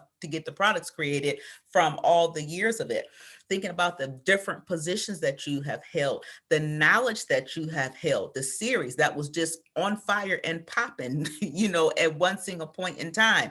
So think about it. Have you ever picked up a book that was 10 years old and been able to get revelation out of it? All right. So just that whole process of, you know, dusting that stuff off the shelf, and then going through the aspect, you know, of what do you need to, you know, what do you need to take your ministry to, you know, to that phase of launching or relaunching. So all those are things that are, you know, benefits, and that, you know, you will be able to unpack. Maybe if I just put it in a blanket term, you'll actually learn the business of ministry. All right. A lot of people maybe have ministries that are very effective when it comes to, you know, maybe doing the transformational work in people's lives, or when it comes to bringing the preached word, but yet and still you're in that place of struggle and in that place of lack because there has not been mastery over the administrative or the business aspect of you know, of ministry. And so, you know, at this point, I would probably say that, you know, you absolutely have some choices that you have to make. You have to ask yourself those hard questions. Definitely at this point, you've already been in a place where you done prayed, you done cried, you done believed God, stood on the word, you know, and God has given you an answer. If no other way, he's given it to you under the sound of my voice. All right. All you have to do is absolutely make the decision to move. You have to think about, you know, what are you going to continue to do? Are you going to continue to watch from the sidelines in a place of obscurity, find yourself, you know, questioning God still? Are you going to find yourself, you know, in a place of making the decision? Am I going to take food out of my family's mouth so I can cover ministry expenses, so I can go here and do this and serve in this capacity, you know? Or I'm going to find myself at a place of spinning my wheels because, you know, you are at a place of waiting on God to answer a prayer that technically he already has already answered, you know? So what is this place that, you know, what is this place of decision that you're going to stay at? I would like to really and truly think that this will be a time and season, especially with things looking so different now, and not even really just taking my word, but literally just looking around and probably looking down inside your pocket and whatever it is that this isn't a place that you can stand in a place of indecision for very long. As a matter of fact, I think the word is that, you know, not making a decision is a decision. So you really and truly can't stand at that place. You're going to have to really and truly do something. And so, you know, I have been talking a whole lot, a lot of different people, you know, they're talking about this place of, you know, the government not necessarily being able to, you know, hold, I said, they did not hold part of their bargain when it comes to COVID, and them not working and wondering what they're going to do and how they're going to figure it out. God's got you. All right. Please do not think also on the other hand that you could serve all these years. All right. You can be the Aaron and Hur holding somebody else's arms up and God not reward you. All right. But even still, Aaron and Hur still had to climb up that mountain to get to the point to hold Moses' arms up. So you're going to have to climb up a mountain, okay? You're going to have to make that decision to say, I'm going to climb for me. I'm going to climb for my family. I'm going to climb to a higher place in ministry, and God will reward me by bringing the income in my products and in my services. He will give me ideas so that I can write books. You know, he will give me the strategy that he will give me the people that I need so that I can work out this strategy. But that's going to come from your decision. And as a result of making those decisions, oh my God, number one, you'll have less stress, okay? Peace that passes all understanding will keep your heart and your mind. I think I might say it again. The peace of God that passes all understanding will keep your heart and mind. All right. There's a place of peace that you can tap into. Number one, when you're operating in the perfect will of God by doing fully what he's called you to do. And number two, when you're not having those pressures of life on you. Okay. And then also as a result of really truly just kind of making that move, deciding, you know, that, hey, I need to have a little bit of help of that. I'm going to go ahead and I'm going to reach out. I'm going to get a coach to help me through these places of navigating that I don't understand, that I can learn what a tripwire is. And do I even need one? I'm not going to, you know, waste money on a little $20 product here, and I'm not going to waste any time watching YouTube. You already said you don't have time anyway, because you got the work of the ministry. So, you know, as a result, I think that overall you'll be happier in your purpose. If anybody personally asks me, I'm probably most happiest when I am, you know, teaching, preaching, helping people, you know, walk in their purpose. That's like what I'm called to do. And I'm the most happy as this. It is, well, I'm in Northeast Ohio. It is 12 midnight and I'm about as hyped as if it was 6 o'clock. Why? Because I am in my zone. All right. And that only comes, you know, when you are in a place of confidence, of knowing your purpose and knowing the direction that it's going. Now, did it start this way? Because everything was just jumbled all in my head. And I didn't know how to work this out, how to work that out, but I had to get some help. Okay. And the same is for you. And then just a couple more things, you know, you won't no longer feel that tear between the ministry and the money and trying to figure that out as a result. Why? Because you will have gained a level of mastery over the business of ministry. You have to take that preaching hat off sometimes and put on that administrative hat. You have to do that, okay? You have to have FaceTime with God, okay? You're going to have to give to the people, but then you're also going to have to tend to this other aspect, because quite frankly, without people, you don't have no ministry. So you're going to have to find a way to be able to relate to people in this virtual space. You're going to have to find a way to bring in new members in the virtual space, okay? So you will, you know, you won't necessarily have that tear because everything is such a question. Why? Because you've gotten some guidance in that area. And then finally, you know, you'll be able to, you know, reach more people. So then you can go ahead and, you know, really and truly stretch out and transform, you know, additional, to says what you'll be able to reach more people so you can transform the lives or more people. And really, really, really, that is really why we are all here. Whether, you know, I may have said kingdompreneur, and look, that's, you know, literally just saying that, you know, I'm able to do, you know, my business, but I do it with, you know, a heart of serving God out of it. That really and truly is what it says. I just so happen to focus with the Christian audience because I'm called to, but that's not the case for everybody. Some people are just simply, you know, they love the Lord and they want to have a business built upon the Lord. So then they go by a kingdompreneur, whatever it is, you know.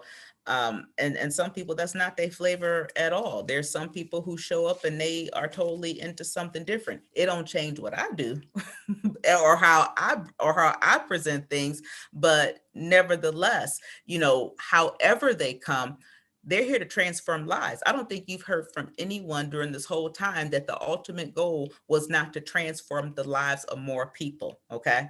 So, you know, as a result of really and truly you climbing that mountain and making that leap, you will be able to transform more lives. So let's talk about your next steps. All right. If you did want to get in contact with me, you just need to go to www.kingdomceomovement.com. And there you can go ahead and click on the ministry fast track.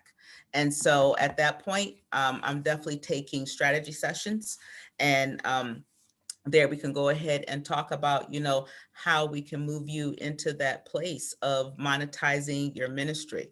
I think also if you go there, it should still be up. There's a download for you for those people who are viewing, who are still, who are operating in ministry or even not. I have a Black Friday marketing checklist for you that you can download as well while you are there. So I want to thank you all for definitely Coach Danielle for having me come, and thank you guys for listening. Does anybody have any questions for me? I saw in the chat, what is, Miss Ola wanted to know, what is the name of your book and how can you get it? How can she get it? Oh, well, thank you for that. I am going to, oh, you know what? Can I drop this in the chat? You should be able to, yeah.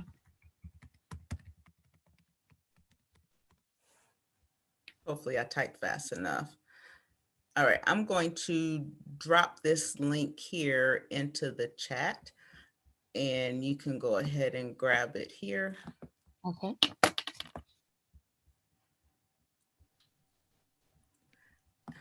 And so this book was the summer's release. And so basically, the book is talking about basically how you can launch your ministry, launching your online ministry. So it's called the Ultimate Kingdom Ministry Planner. Okay. Did you drop the link in here? I am doing that right now. All right. There it is. Thank you. All right. Thank you, Alicia. That was really good. That is looking at ministry from a different, well, it's putting it in a different light, looking at it from a different perspective. And I think a lot of ministry and kingdom people tend not to look at ministry from the necessarily the business side, or where they can generate that income to keep the church running. Gotcha. Absolutely. Absolutely. Well, thank you. Our next speaker of the hour is here, and that is Mrs. Jamie Hopkins of J Publishing. And let's see, Alicia, we're going to go ahead. Well, I don't know if I can take you out or not. Let's see. I think I can take me out. I'm going to say good night to everybody. Good night, good night, good night. Good night. Hey guys, let's get started. I'm gonna get right into it. Can you hear me? It looks like She's frozen. I can hear you. yeah, it looks like probably having internet connections now, and it just started to. It just started, but let me see if I can share my screen, because you don't need to see me anyway. Can you hear me? I can hear you and I can see your screen. Awesome. So guys, let's get started. I know the time is late, and let me tell you, I promise you, I won't be long at all, if 10 minutes, okay? So I'm going to get straight to the point. My name is Jamie Hopkins. I'm CEO of J Publishing House, and tonight I'm going to discuss with you the recession-proof your business with books. Let's get right into it. Now, who is this for? Now, the average millionaire has a book. And so what I want to talk about tonight is, if you're a business owner, if you're a teacher, especially teachers now, particularly in this pandemic that we're in right now, experienced motivational speakers, business coach, life coach, any kind of coach, basically, ministry leaders, scribes, writers, visionaries, my favorite group right there, because I am a fellow scribe myself. This presentation is for you, how to turn your business into a book, right? You probably think I'm saying, well, how do you turn your book into a business? Well, we're flipping it around, because at this point, especially in a pandemic, if you have a business, why is it important for you to have a book? Well, let's look at the numbers. One of the things Coach Danielle always says is, put your numbers on paper. How much money do you want to make? A lot of people make the mistake of saying, I want to publish a book, I want to be a bestseller, and think that just having your book on Amazon alone is going to make you money. Well, that's partly true, but not the kind of money that's going to make you a millionaire. And stick with me, because I'm going to share with you ways and why you should have a book for your business. Now, especially right now, as mentioned earlier, with COVID-19, it's forced a lot of businesses to go online. You know, schools right now are online, virtual schools. Everything is virtual. We're doing this virtual conference. Usually it's done on site. We're doing it virtual now. We're forced to stay in our houses. Well, how can you make money inside the house? Well, guess what? Research has shown, just from this pandemic alone, that digital courses and ebooks have increased, the sales have increased 23% over just the past couple of months, right? And then the print books, you would think that people are not printing books these days because you have to ship them. Well, those sales have also increased 7.1%, and put that in numbers, $9.6 billion. Why don't you have a book for your business? Audiobook sales have generated over $1 billion last year alone. Why don't you have a book for your business? This is the money that you're leaving on the table. This is the money that you are walking away from by not having a book for your business.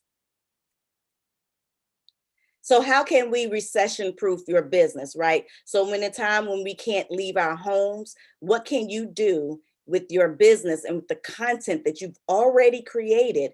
What can you do to continue bringing in revenue in a time when you cannot leave the house, or you can't host events, you can't host conferences, you can't host retreats and go out in the woods and write your book and stuff? What can you do to continue to bring in money? Well, there's what I like to call a social distance proof book, and it's called ebooks. You get the best bang for your buck. I love ebooks, one, because it doesn't involve printing costs. And so if you're looking for the best bang for your buck, it would be that ebook, because you're saving on printing costs and distribution services. So that's one way that you can turn your content into revenue. Another way is drop shipping, meaning that you have a print on demand printer that your customers can order online. The warehouse will print and ship the books to them, and you don't have to leave your home. The third way, which is also my favorite, is now I like to go into what we call residual income. Now you're building an entire library of your content, online store, where you have customers who can buy your content on demand, videos, courses, ebooks, even printed books can sell from your own website. These are different ways that you can continue to make money during a pandemic, or even outside of the pandemic. I think this is a way, one, to just build another stream of income for your business. Again, I'll say one of the statistics show that the average millionaire have at least 7 streams of income. Now, I'm not talking about those business owners out here that are doing 15 different things that are not even connected to each other. I'm talking about one passion and 7 streams of income that runs under that one passion, doing what you absolutely love.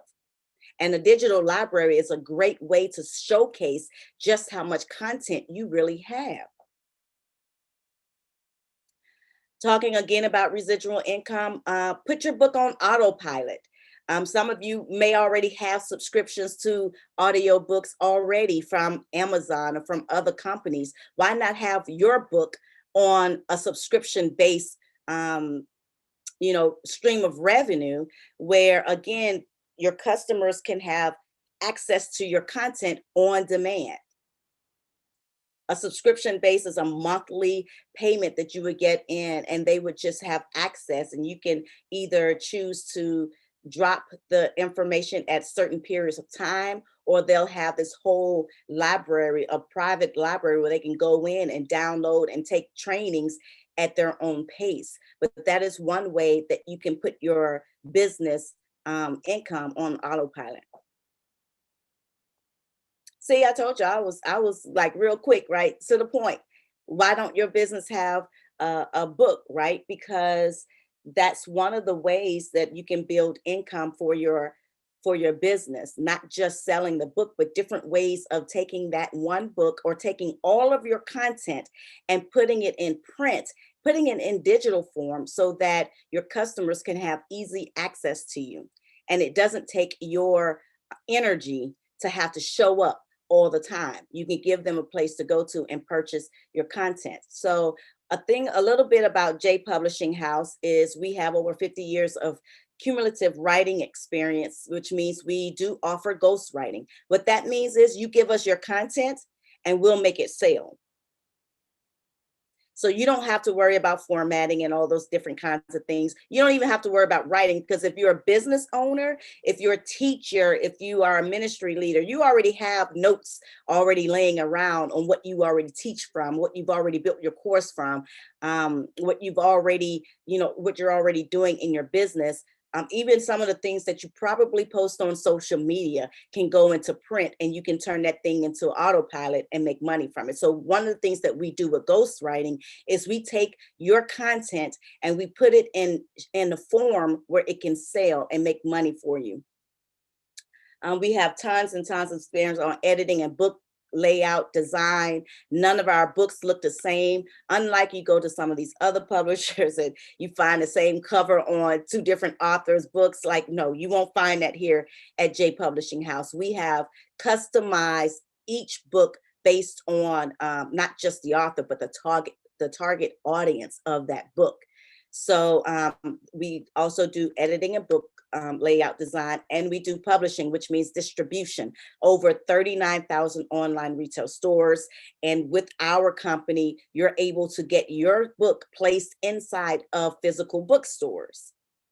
We are a full service publishing house. We do everything from the rooter to the tutor, as they say in the country, from the beginning to the end, from writing, ghostwriting, layout, design, marketing, websites, building your platform for you so that you can go out in these streets and you look the part, you look like the expert that you are in the content area in which you're teaching. We help you solidify that by building an entire library for you so that it runs on its own. Now, there is a lot of things that we do cover that I didn't cover in this presentation. One, because it's late, and two, because it really hurts for me to talk right now. My throat is on fire. So what I'm going to do is give you a free publishing kit. Inside this kit goes into further details about all of the things that we do, but kind of really who we serve, the businesses that we serve, the authors and the writers, the storytellers, the legendaries, the visionaries, those people that we serve that have a message and they want to reach the masses and they want to own their own content. You can own your own content with J Publishing House. We print it and put it out for you, but you own it and you make the money from it. You pay us at the front and you get paid all the way from the sales and the royalties and ownership that belongs to the author, you. So if you want to know more about how you can connect with us and really know more about the different publishing phases that we go through, download the free publishing kit at bit.ly/free guide 20, bit.ly/free guide 20. It is free to get that download. And if you are ready to write a book or publish a book, let me say, because the content is already done. If you're ready to send us your content so that we can print a book for you and start that library and start that residual income and start that what I call recession proof your business, give us a call at toll free 597-0868. Let me say that again for those on the recording. It's 1-888-597-0868, or you can schedule a call with us at bit.ly/publish my dream. And really, that's all I got, y'all. That's it. It's simple as that. Turn your book into turn your business into a book. Get some books for your business. Wow, Jamie, that was good. There Let's see if my camera is going to work now. Oh, look, hi. you are. Look pretty in your red glasses. I know. Thank you. So that's all I got, guys. I mean, any questions? None? Pamela says that was great, Jamie. Oh, thank you. That was sweet. I told you, 10 minutes. My throat is on fire. Oh, I hope you feel better. Well, everybody, we appreciate you all hanging in there with us and staying around with us tonight and enjoying all of the information and the resources and tools that have been shared tonight. We invite you to come on back tomorrow night and hear Coach when she kicks in the door. I believe Miss Pam Banks is speaking tomorrow night. We have Dr. Cynthia Armstead and a few others. So come on back and sit with us for a spell tomorrow, as they say, sit a spell, and enjoy yourselves. We are going to bid you goodbye, good night. Have a good evening. Thank you for staying so late with us, ladies. Yes, and see you all tomorrow. Let me turn off the recording.